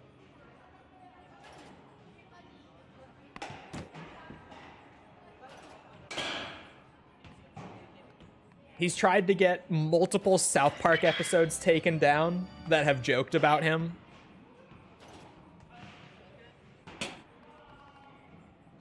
There was one about like him secretly being gay, or there was the one that was just generally about Scientology, and of course they had to have Tom Cruise in there. He's like the mascot of Scientology.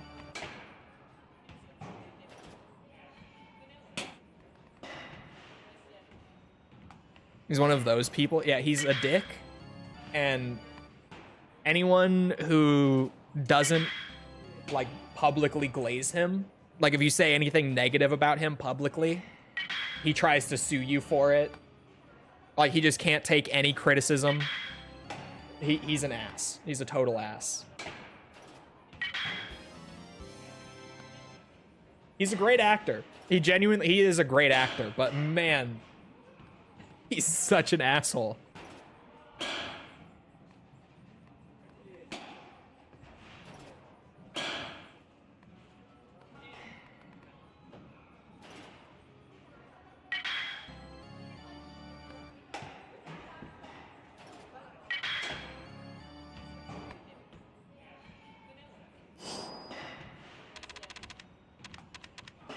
This shit is brutal.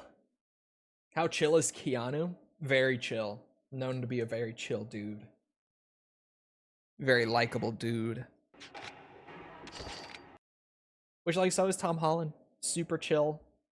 Like, I've never seen or heard anyone from, like, Hollywood or the entertainment industry say anything negative about him in private. Like, what he's like behind the scenes. I've never seen or heard anything negative about him.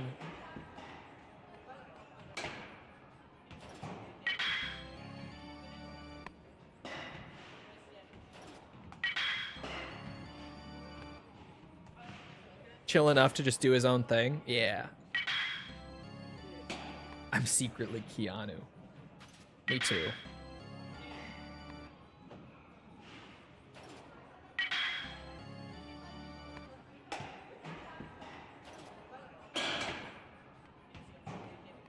Tom Holland is dating Zendaya. I still think Zendaya can do better. I don't know, because like his career has really just been progressively going up. He's a super attractive dude. Super successful dude as is, just kind of getting more successful as time goes on. super likable dude. Like, just really chill, really nice guy. I feel like she's doing pretty great. I feel like he is genuinely, like, role model good guy to aspire to be like.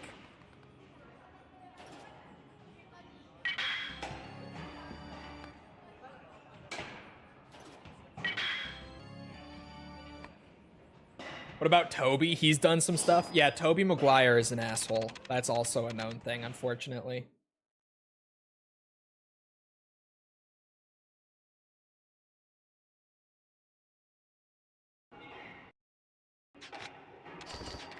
Being a dick to paparazzi. He's known to be a pain in the ass on set, too. Like, Sam Raimi has talked about it. He was apparently a major asshole on the set of The Great Gatsby. I remember hearing, I don't remember what it was, but there was apparently some behind the scenes stuff when he was doing the newer Spider-Man movie. Like the one where they were all coming together. He was apparently causing some trouble with that movie too. Tobey Maguire's kind of known to be a dick too, unfortunately. So that's like my childhood Spider-Man. But yeah. Andrew Garfield, as far as I know, is supposed to be a pretty chill, pretty good guy.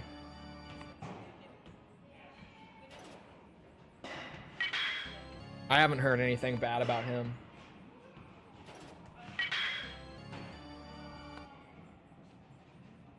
It's not him, it's the symbiote controlling him. Oh yeah, that makes sense. I couldn't tell. His hair was up. I had no idea.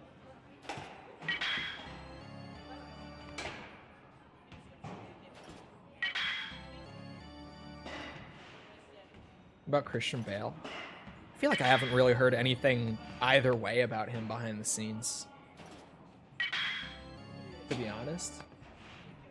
Not even, not even slightly chill. Hold on, here come the Brits. The Brits would know. They would have a better idea.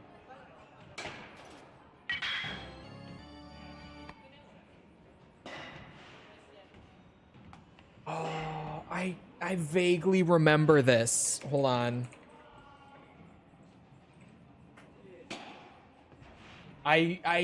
What was it about the Terminator? Yes. Christian Bale's Terminator Salvation on set rant. I do vaguely remember this. Hold on. Ah, yes. Oh, yeah. Okay. It's coming back now. Oh, yeah. Okay.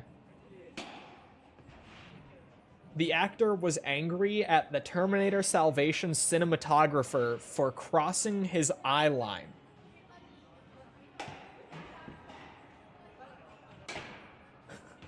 I totally forgot about this, but yes. Bale verbally assaulted cinematographer Shane Hurlbut, who had walked onto set to check a light during the filming of a scene. This was apparently the second time he had done this, and Bale became incensed, hitting Hurlbut with a curse-filled deluge of F-bombs and threatening to smash his lighting equipment. Hold on. This is a public thing. This got released, so hold on. I could probably... Is this it?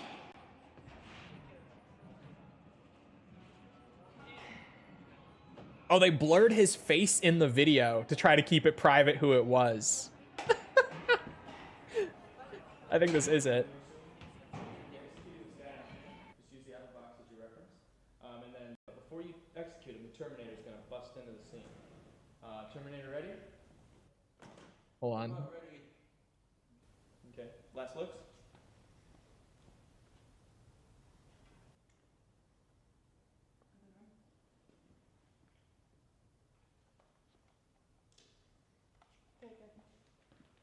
Christian, you ready? Sound? I'm waiting. Sound speeds. And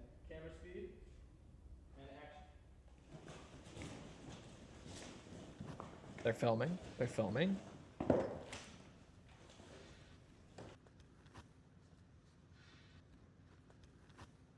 I want you off the fucking set, you prick! I'm sorry. No, don't just be sorry. Think for one fucking second. The fuck are you doing? Are you professional or not? Yes, I am. Do I fucking walk around and rip that? No, shut the fuck up, Bruce. Do I walk? No! No! Don't shut me up. Am I gonna walk around and rip your fucking lights down? Okay, wait, for context, because I know I don't have it up on screen, but he is like pacing back and forth this whole rant, like throwing his arms around and everything. He is fucking pissed. In the middle of a scene? Then why the fuck are you walking right through? Da-da-da-da, like this in the background. What the fuck is it with you? What don't you fucking understand? You got any fucking idea about, hey, it's fucking distracting having somebody walking up behind Bryce in the middle of the fucking scene? Give me a fucking answer. What don't you get about it? Nicest Brit ever. I was looking at the light.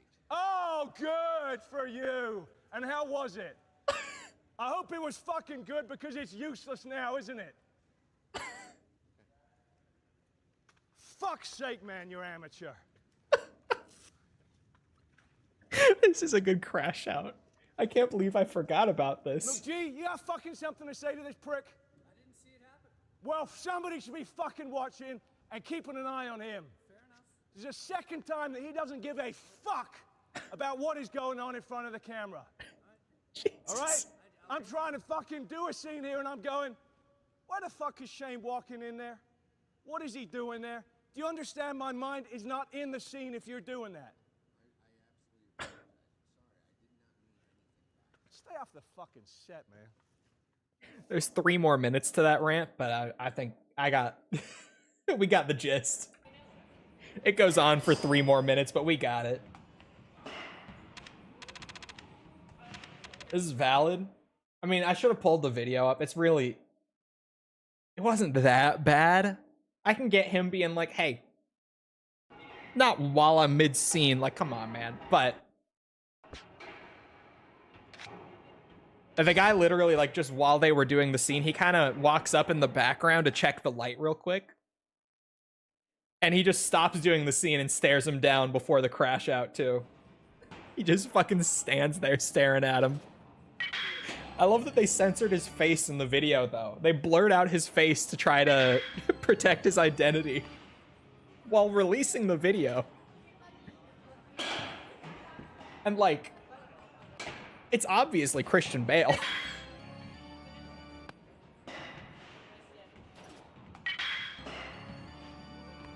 I would watch a movie just because he's in it, though. He's so good. He is amazing.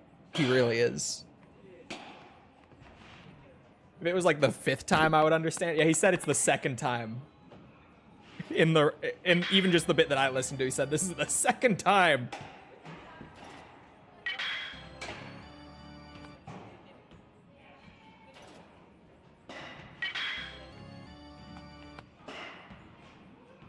I'm surprised he didn't say donut.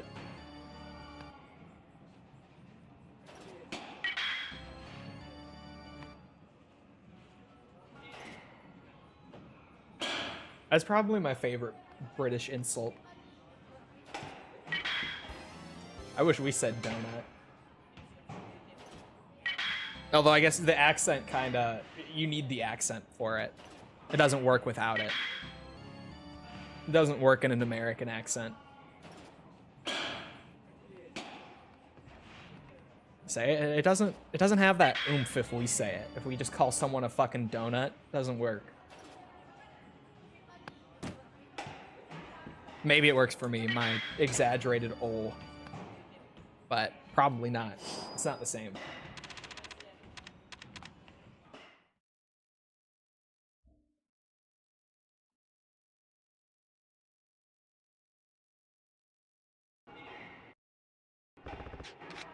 This is what happens. Yeah, that's not as bad as the Tom Cruise one, like, at all. It's funny. But like the Tom Cruise one is crazy.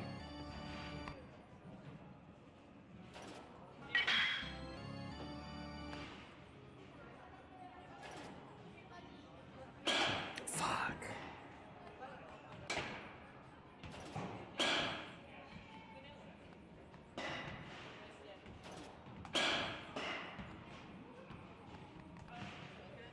I hate this minigame.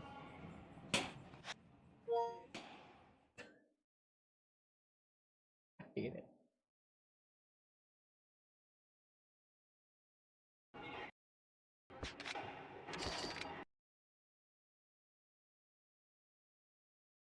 All right. This time I got it for sure. That was late. Is it time to just start over? I don't think so. I've still only, like, the best one I've hit was 17. So we're not even, like, at the point of perfection yet, you know? Once it gets to, like, 19, then at that point, yeah, just reset as soon as you miss one. Because you've basically got it. I don't got it yet. Can you put up the Tom Cruise one? Probably? Oh, yeah. Yeah, I forgot about the other... Tom Cruise getting sprayed with water from, like, a fake flower. That one wasn't as bad. That's not as bad as his on-set one, but that one was funny, too. Shit. He didn't, like, fucking crash out on the guy. But he did really shame him for it. In, like, a calm way. Like, a weirdly respectful way. But it was like, dude, it's just a little bit of water. Like, maybe if you were a woman and you had, like, a full face of makeup on and everything for the red carpet, then that's one thing. But, like, getting a little bit of water in your face... You don't wear makeup. Like, I get that you're on the red carpet, but, like, it's really not a big deal. Just wipe it off, move on.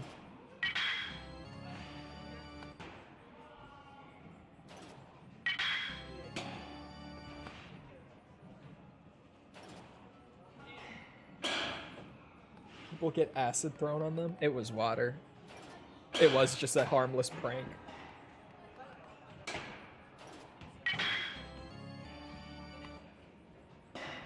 It wasn't as bad because he was on the carpet. There's media everywhere. I wonder if that is why he was so chill about it. Because, like, it is. If you've seen the video, he's very, like, respectful about shaming the guy who did it.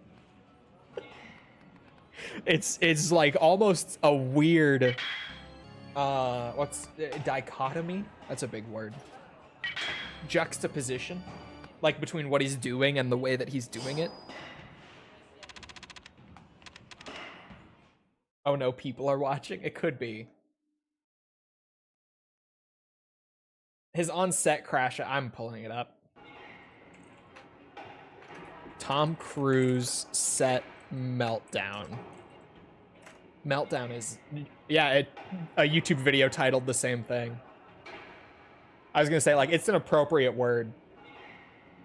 You're not shutting this movie down! Is it understood?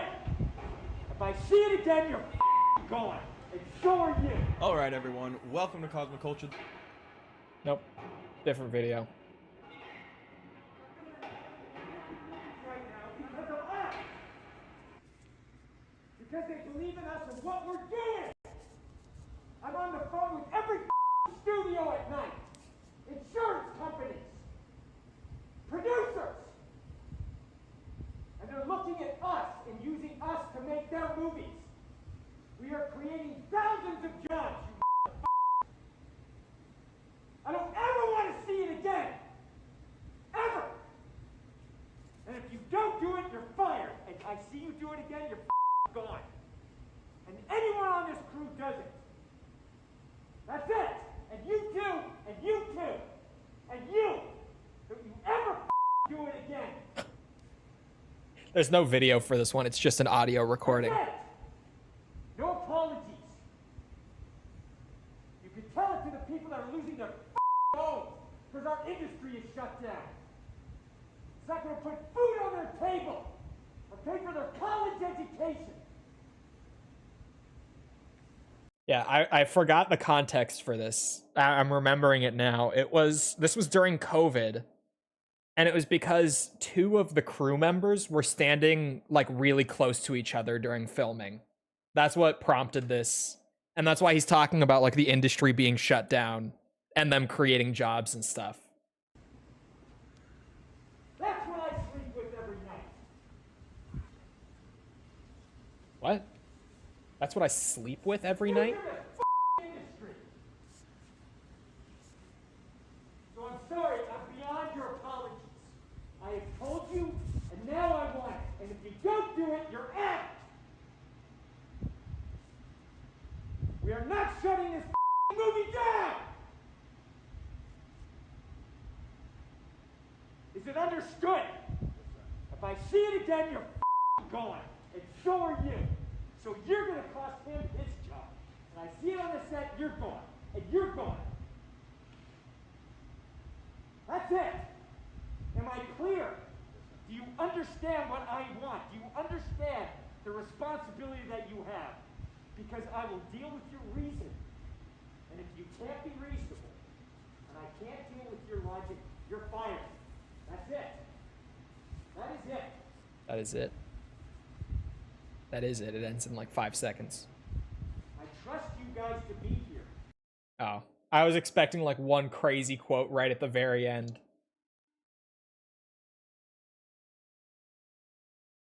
I was expecting him to say something wild like right in the last second or so. And then it was just, I trust you guys to be here.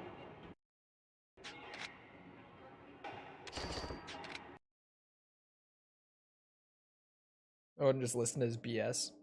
He's definitely, like, it's one of those positions where you kind of have to. Because otherwise it is just, you're fired. He absolutely can just be like, nope, out.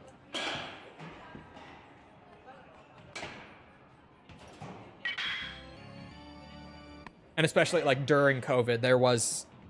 if you were trying to work in the film industry during COVID and no one was filming, like what, there was nowhere else to go. But yeah, that was a little over the top.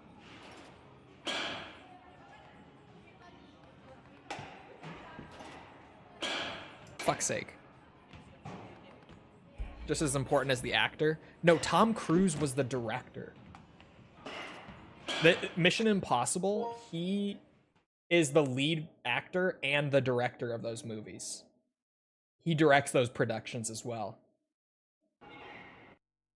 So he, like, legitimately, he could have just been like, no, you, out, gone. And the producer. Yeah, he funds them, he directs them, he's the main actor in them.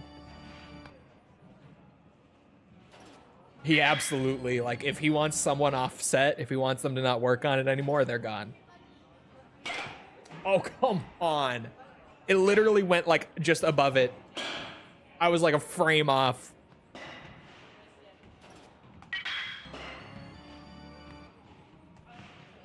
It's his tax write-off? Probably.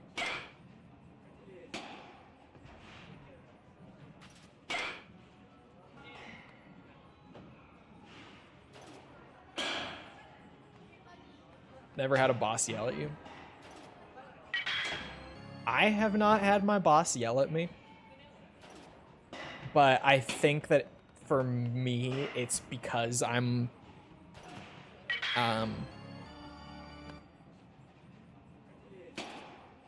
trying to find the word.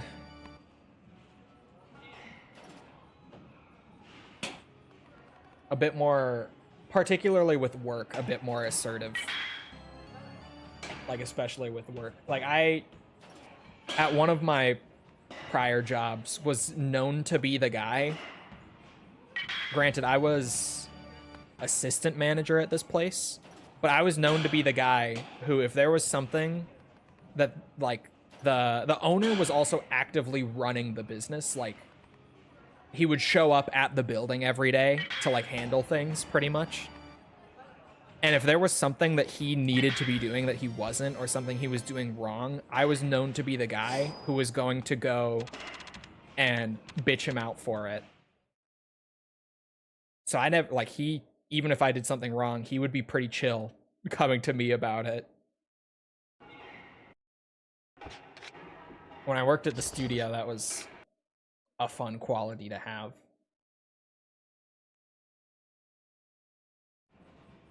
Sometimes they just yell at the whole company, yeah.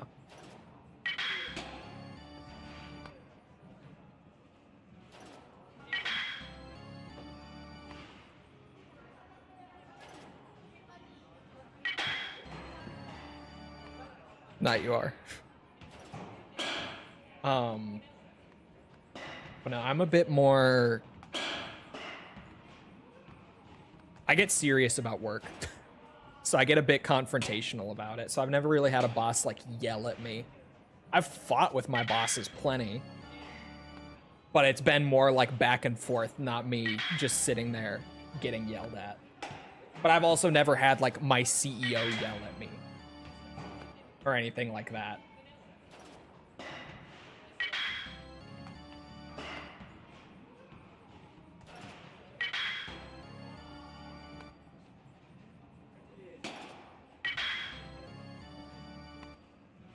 But like that one business where I was known to be the guy to go to the owner if shit needed to be fixed and bitch him out about it. I've told this one before, but he had a tendency to try to not pay like the entry-level employees, like the absolute bottom, like minimum wage employees, because he thought like since their checks were smaller, they wouldn't notice if like one or two of them just didn't get paid on this like 2-week cycle. And he would have like the check written for them and everything. Like he would have it on hand if he got called out for it, but he would try to just like never bring attention to it and hope that they just wouldn't notice that they didn't get paid. And when I was assistant managing, I had employees come to me and be like, hey, he hasn't paid me in a month. And like I mentioned it and I still haven't gotten paid. And I had to go be the guy to bitch him out about it. Be like, you are going to get sued. You are going to lose your business if you don't pay your employees. You better get on it.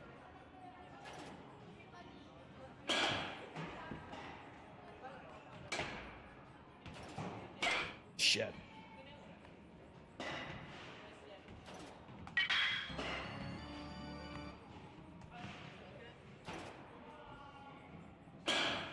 Had to pull a Skylar White.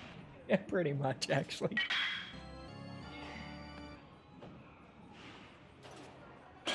Whoa, that one looked way faster when it came out. I'm not using the notes as much as I should be.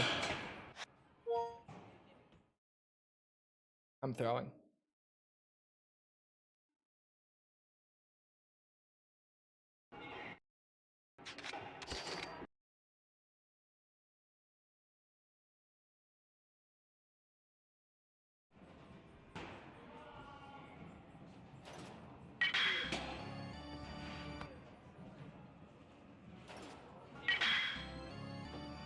Check this out, chat. Ready? Fuck, it was late.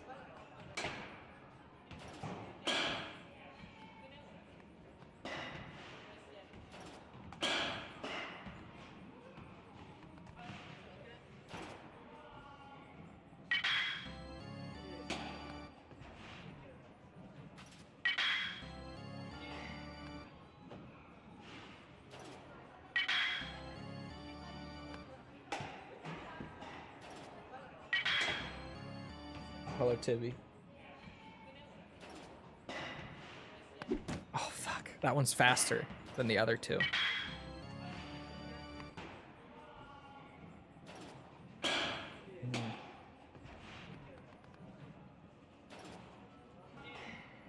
Way early. The speed doesn't even, like, matter on this course is the crazy thing, because even like I swung earlier because I was late on the last one and that one had a higher speed. But the angle changes it so much that the number doesn't fucking matter. Like, I can't even gauge the timing off of that, especially for the off-screen ones.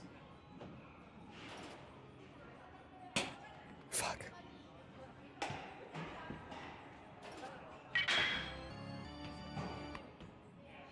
Did you start Yakuza 3, Tibby?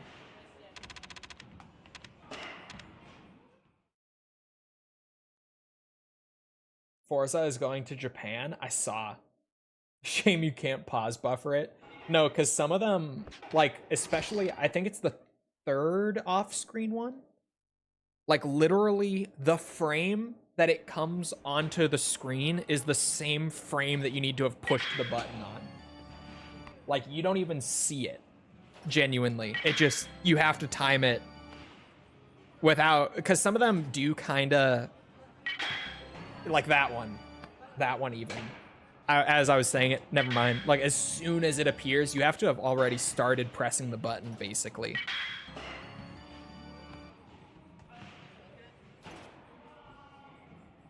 Shit, I was early.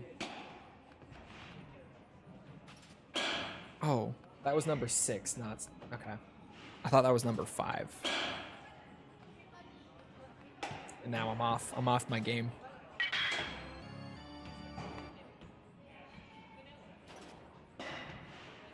Early.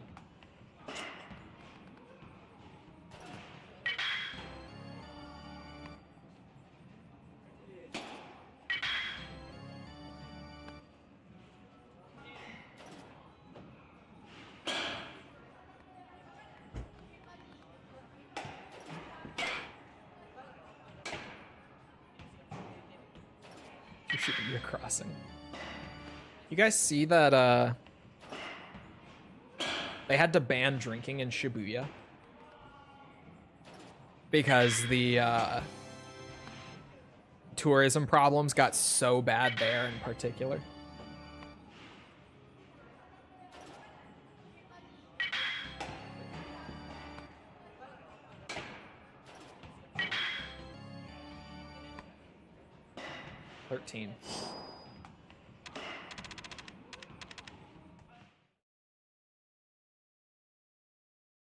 Like, at all? I believe so. I don't remember what it was.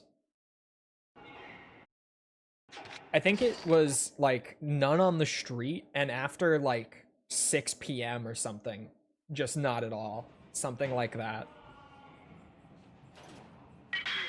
Because tourists going to Shibuya Crossing and getting fucking wasted and causing chaos was such a problem for so long that they basically just had to ban it.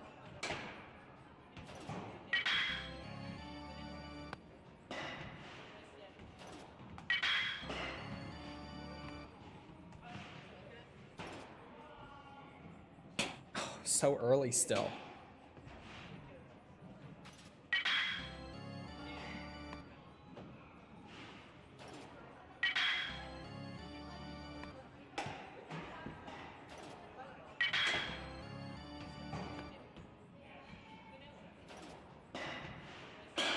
Late?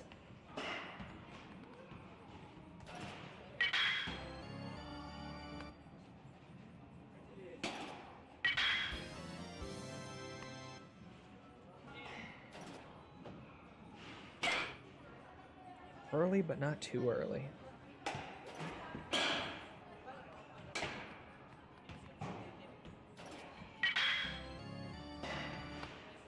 That old guy deserved it. Honestly, I feel like that, I saw that video. I feel like that was one where, like, both of them were kind of being bitches, to be real.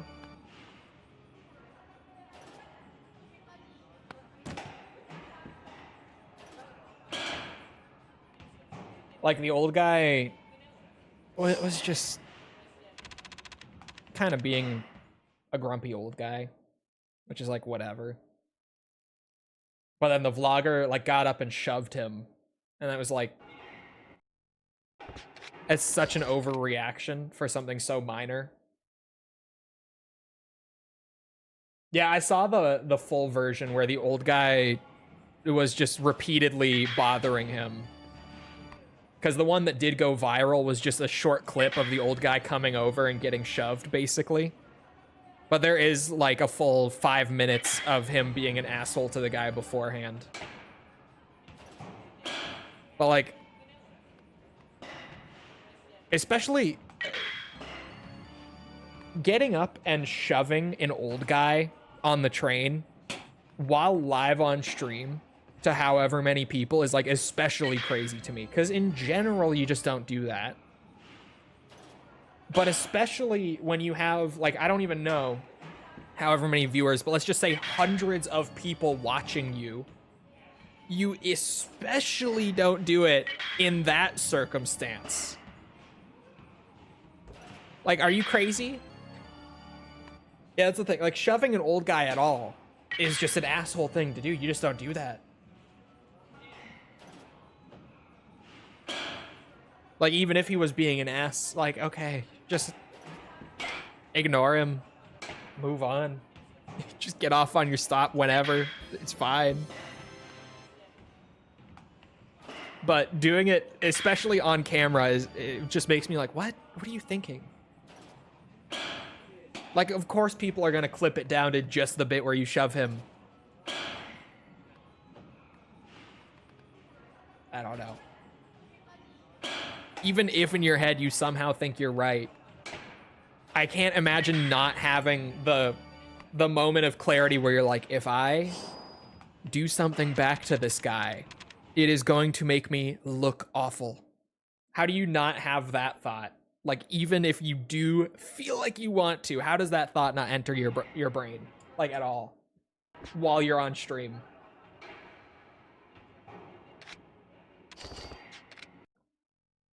I don't get it.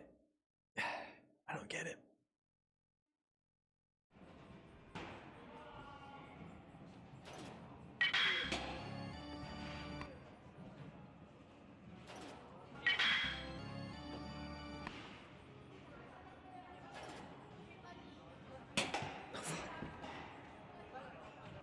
Anger issues, yeah. Too busy crashing out to realize.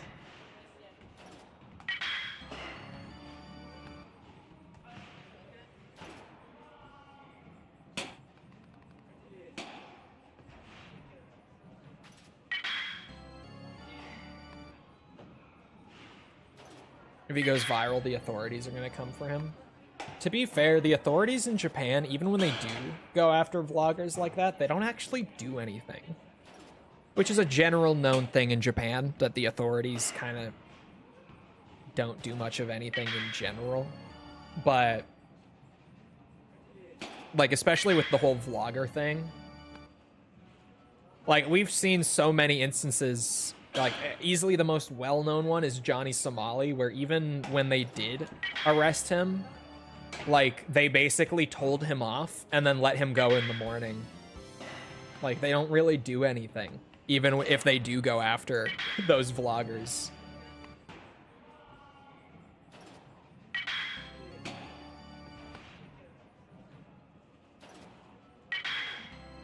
You usually just end up with a warning. Yeah, that's, like, even with Johnny Somali, that's all he got from the Japanese authorities. It wasn't until he went to Korea and tried to do the same shit there again that he actually got arrested. They can just detain foreigners for like a month for no reason. They can. But like, even with stuff like that with the vloggers, we haven't seen anyone get more than like an overnight jail stay.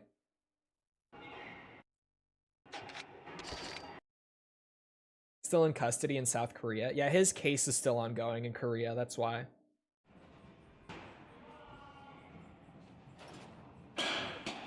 Yeah, Korea didn't fuck with him, but Japan basically just picked him up, gave him a slap on the wrist, let him go.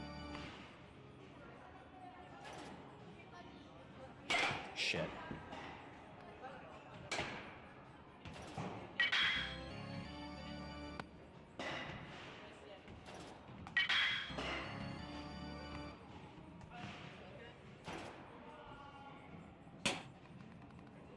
Holy shit, you're still hitting the baseballs? Yeah. Have you seen this? The game wants 20 home runs in a row. It wants all 20 of them to be home runs. Fuck's sake.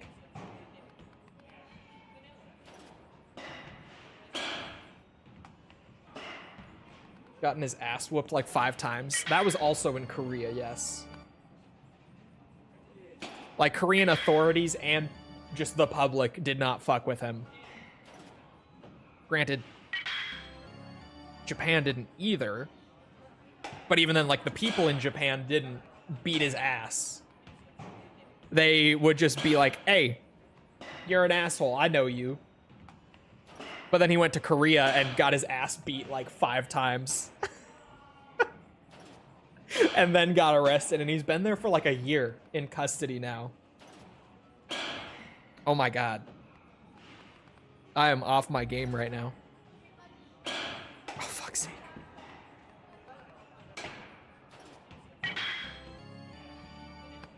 Oh, he's not in custody, he's just not allowed to leave. Okay. So he's not actually in custody, but they are preventing him from leaving the country.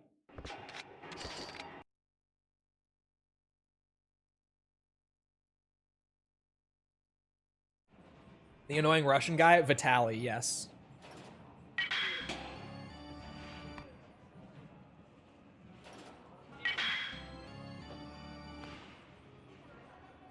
I hope he gets some jail time. Shit. He's probably going to. He's almost definitely going to.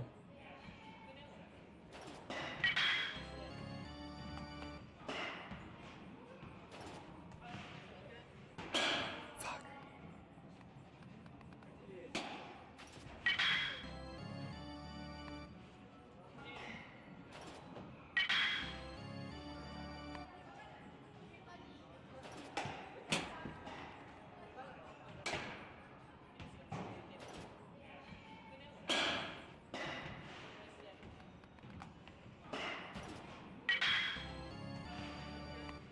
We'll get 8+ years, but I'm not sure. I think his case is ongoing too.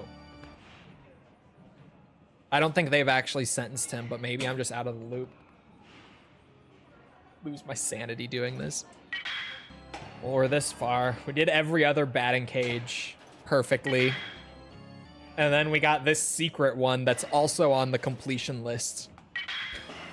And this one is just a whole other beast. Not finished, but that's the estimate.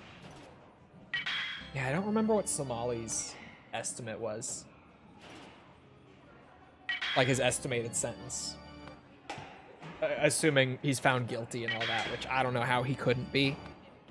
Like, they literally have all the evidence they could ever need just publicly on his socials. I don't even know how the case has taken as long as it has. He must have some great lawyers. Like, holy shit.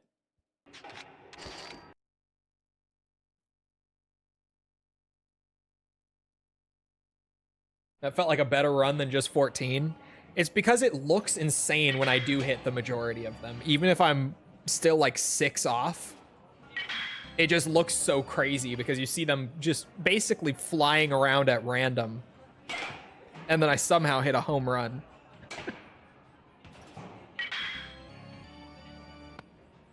Really, the invisible ones are the main ones fucking with me at this point, because those I just need to figure out the timing. Those ones. Those are the bad ones.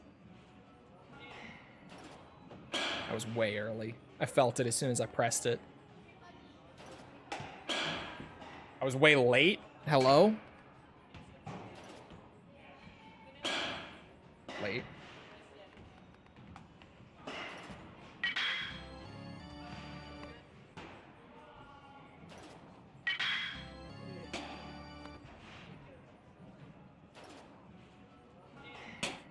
Super early. I don't get it. I don't get it.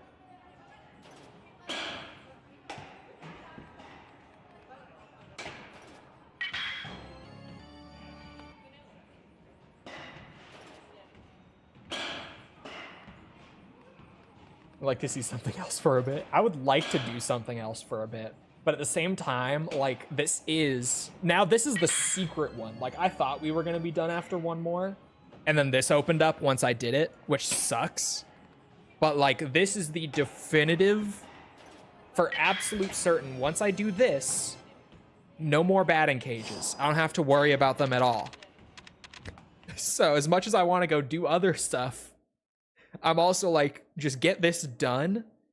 And not only is it the last batting cage for this game, it's the last of the PS2 era batting cages. Once I manage to nail it. So, like, it's the last time in all of the Yakuza games that I will have to nail a perfect 20 on this batting cage. So I want it off. I want it off the list of things to do so bad. I'm up to 17 on my best run. Progress is happening. Parsec this shit, I got it. Yeah, you guys want to see false to it?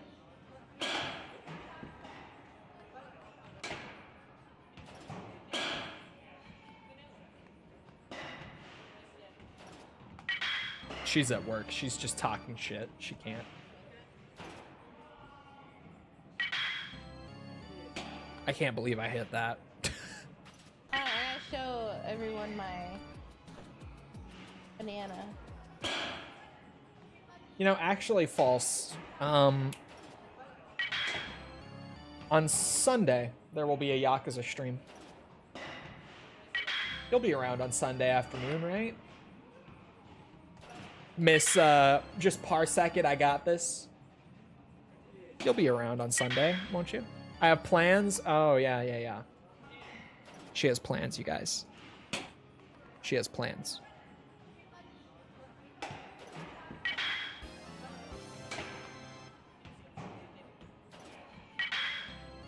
Big plans this Sunday.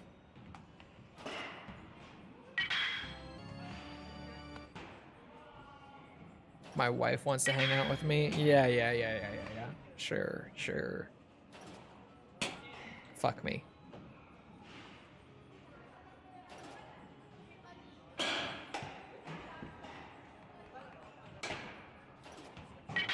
How many was that? 14 again.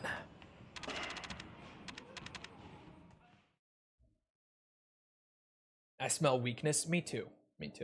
I would even let her warm up on the beginner one a couple times before going for the alien one.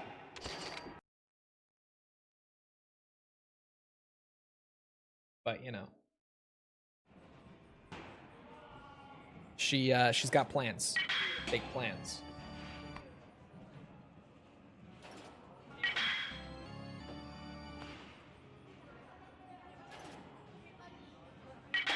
No way.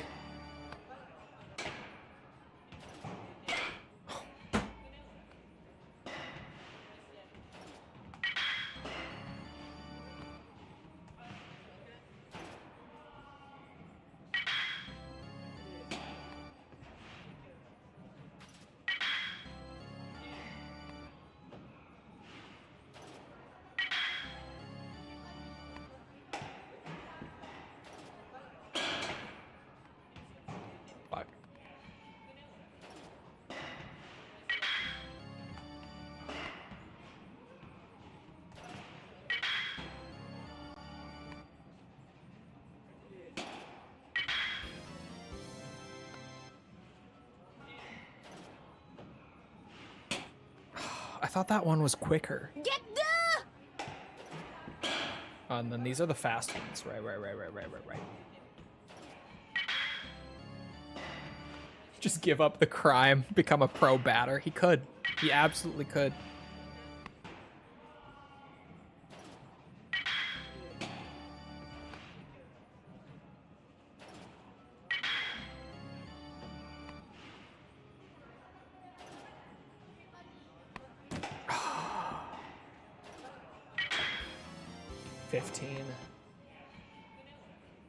Casual playthrough of DMC2 or 20 home runs on this.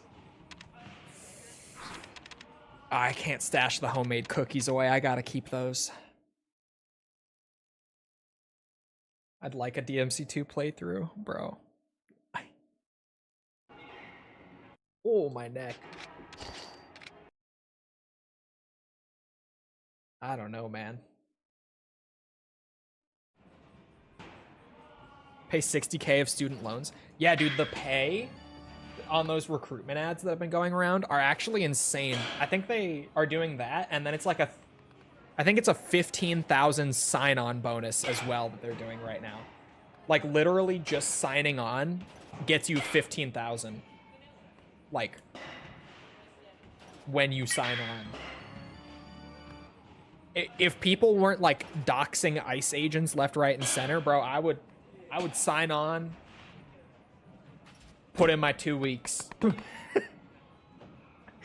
As soon as my 15K check clears, I'm out. I'm out. See ya.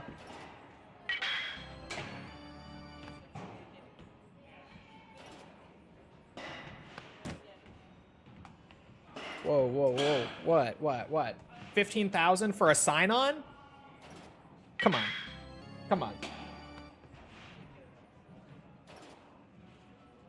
Don't cheese the system like that. Hey, I'm just saying. If I'm only there for 2 weeks, how much damage do I really do, if any? Bag's a bag. Exactly.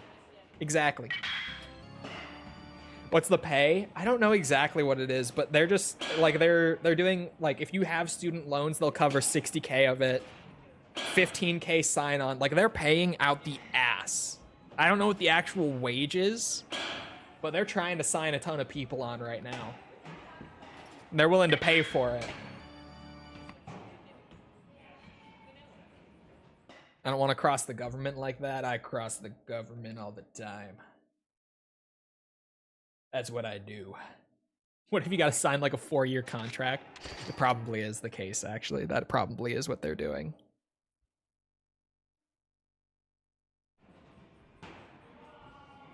I bet it is like a, you have to sign on for a certain amount of time.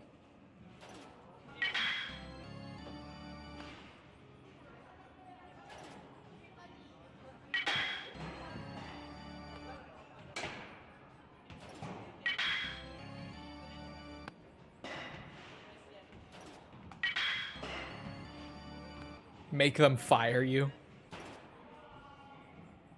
Just be incredibly incompetent at my job. Just like hilariously, unbelievably incompetent.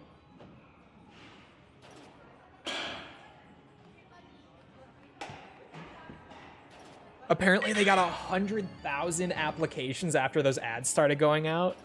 I mean, shit. They're clearly working.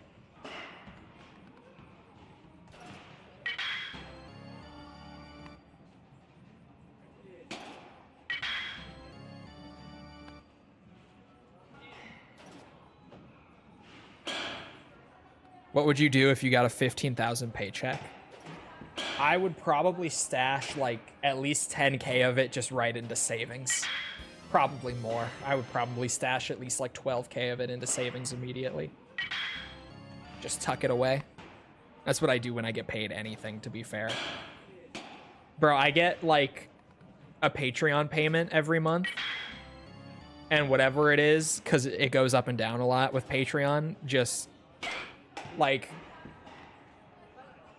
I've gotten some fairly small payments from it because more people do YouTube memberships than Patreon anyway. Most people don't care enough to go to a whole other platform. Especially when I offer the same thing on YouTube memberships. Like, they are the same thing for me. A lot of people just don't bother.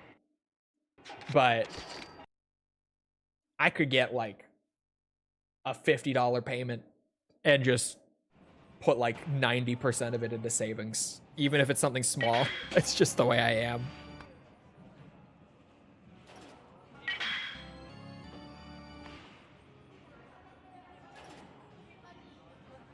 Shit.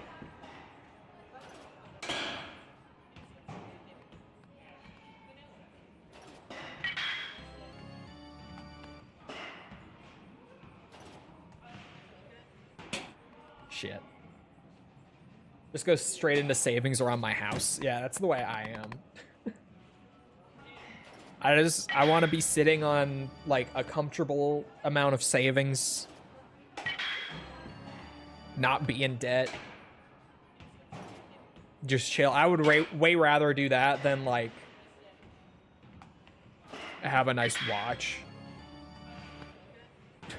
You know, whatever else it might be. Who the fuck knows? Have a nice car. I don't know. Whatever people buy with like $15,000 paycheck.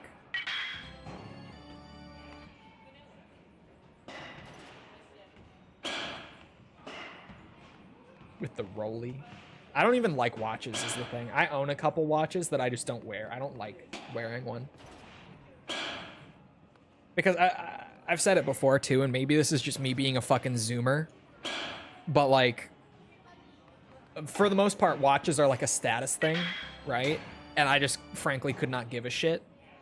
And in terms of the actual practicality of having a watch, like I have the greatest watch I will ever own right here. This is like the best watch ever. This thing's great.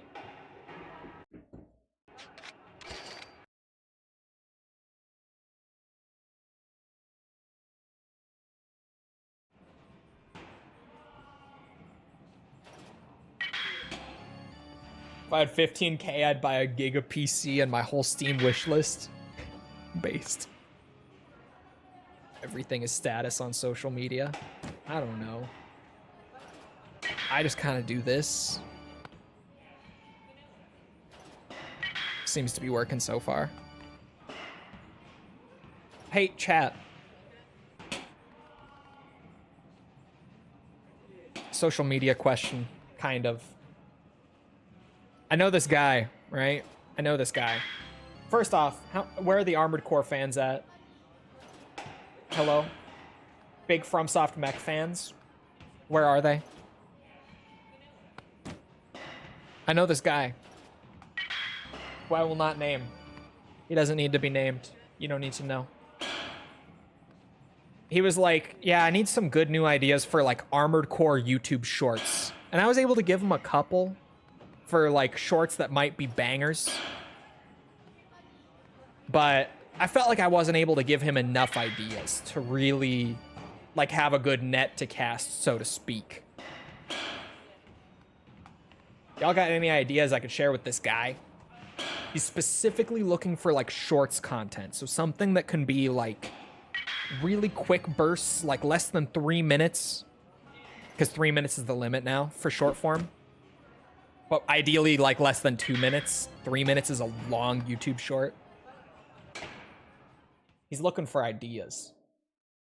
Specific mech pilots. Two people immediately just went lore.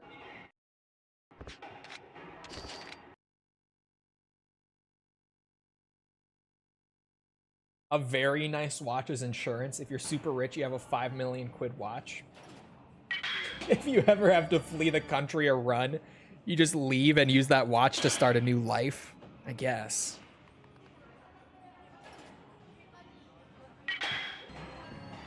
Best Karasawa? Okay, okay. Some guy you know on social media, right? Yeah. Holy fuck, I can't hit a ball.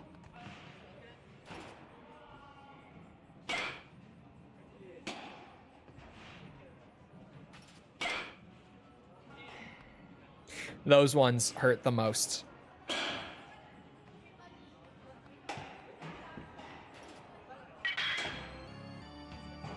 Easiest game. Shit. What the fuck is these balls? Welcome to the alien course. The alien level batting cages. Bet you ate that whole cake, you fat son of a bitch. I did, and it was delicious.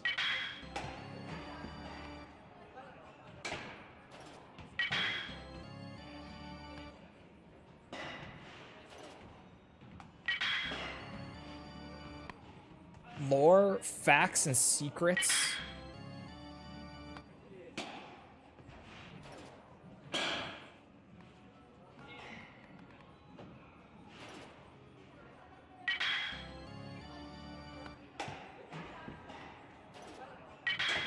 You should upload some shorts as well, maybe stream clips. Yeah, I don't have a shorts editor.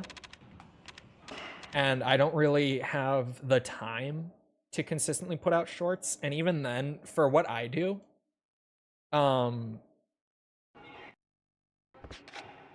shorts don't convert super well for my niche, for video essays.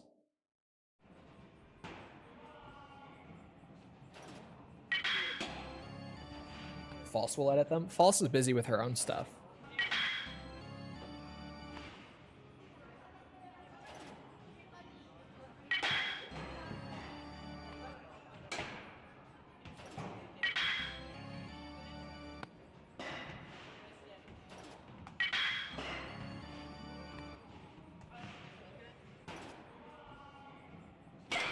Shit. Oh, that's the fast one. Hard to get short form to convert to long form. It's something that I've definitely... I'm trying to word this in a way that will not sound asshole-ish. I thought it was really hard for a long time, but there's an art to it, and it's one of those things where it's like once you figure it out, you're kind of like, oh, yeah, of course, but figuring it out is the hard part. But then, like, the thing is, even having it figured out, for what I do with my channel, I can't think of a good way to actually leverage short form in a way that's not just going to uselessly inflate my metrics and then hurt the channel algorithmically long term, because I've inflated my metrics to where the actual main content will not be able to match, because that is an issue with doing short form too. You can potentially do that to your channel. And I did do that to my channel a long time ago. My channel fucking suffered from that a bit ago. Like prior to doing the Armored Core stuff and everything.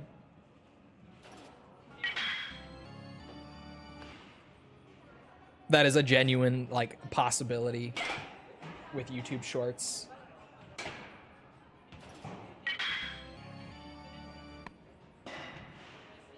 Might need to outsource video editing. I was just saying this to False. The videos that I do, I could pay someone to edit those, but holy fuck, I don't know if I can pay enough.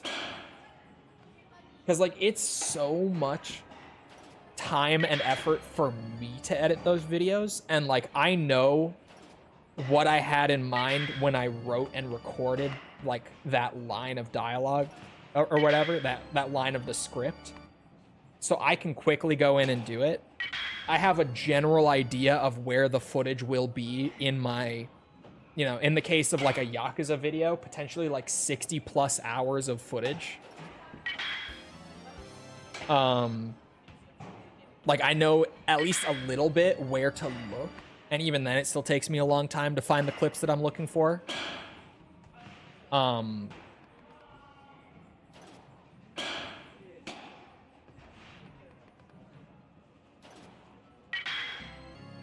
Yeah, it would be like 200 plus a video. It would be at least $200 a video. It would have to be.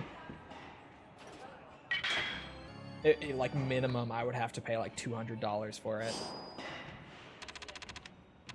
Because if you're not familiar with the game and you have no idea where the fuck the clip that matches that line of dialogue is or whatever, it's significantly more work than it even is for me right now. And for me, it takes like a week to edit a video.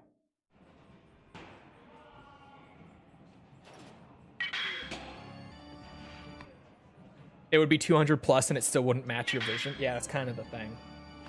Like it would be 200 plus and it still wouldn't come out like what I had in mind.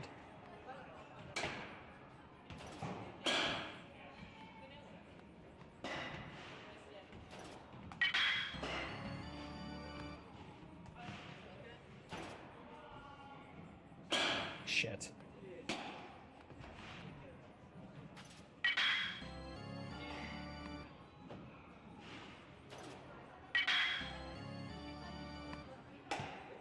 Light is my little clipper, bless her. Hey, get her over here.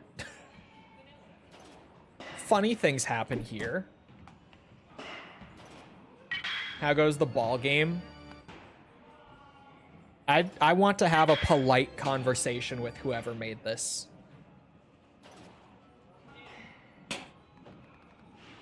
She's mine. Everyone has a price. Everyone.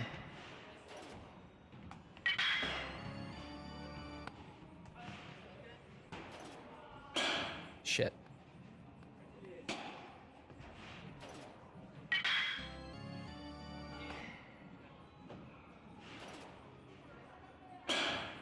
Fuck.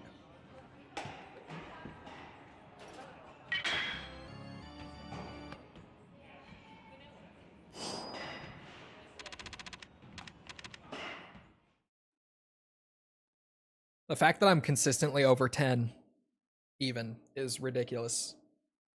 I've completely lost my mind. Yeah, I've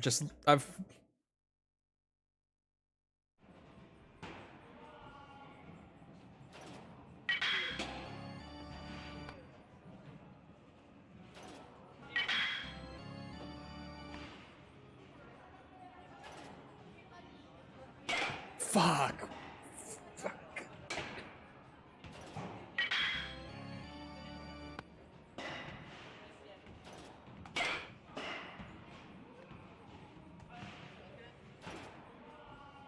Oh, oh.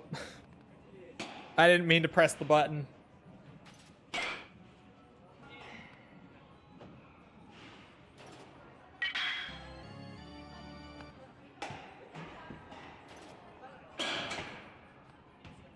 I have seen the Kiwami 3 trailer. I need to go back and watch the Japanese one now, because chat only told me today that you can turn off the auto dubbing. That RGG apparently doesn't know how to turn off on their end. Despite the fact that whoever's uploading that, it's very likely their job to just manage the socials. But I'll calm down.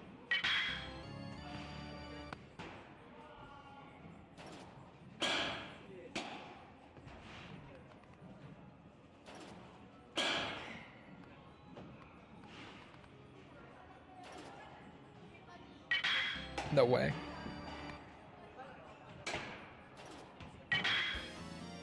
That's how sane people work.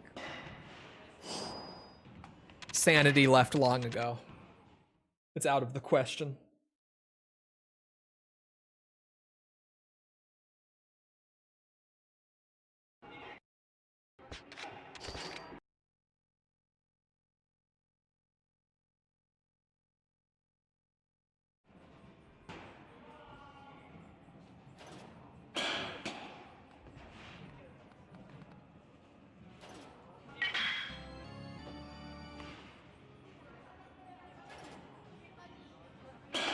Oh. God damn it.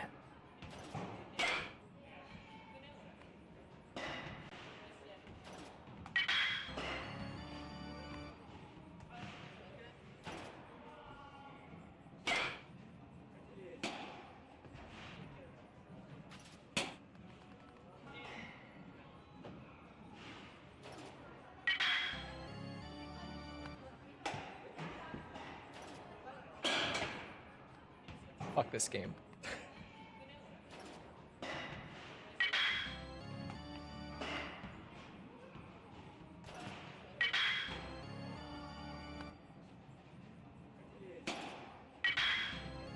Get the...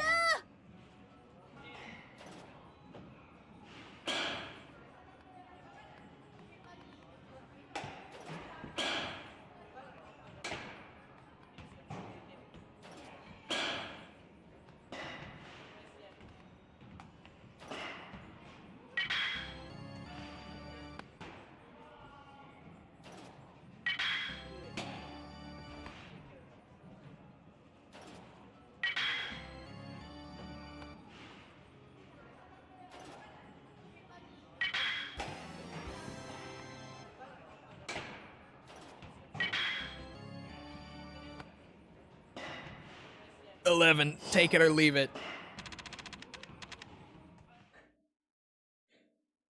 Anyway. It is about that time. My escape is here. So, I hope you guys enjoyed. If you did enjoy and you haven't done so already, feel free to go ahead and leave a sub, follow, whatever. Oh, yeah.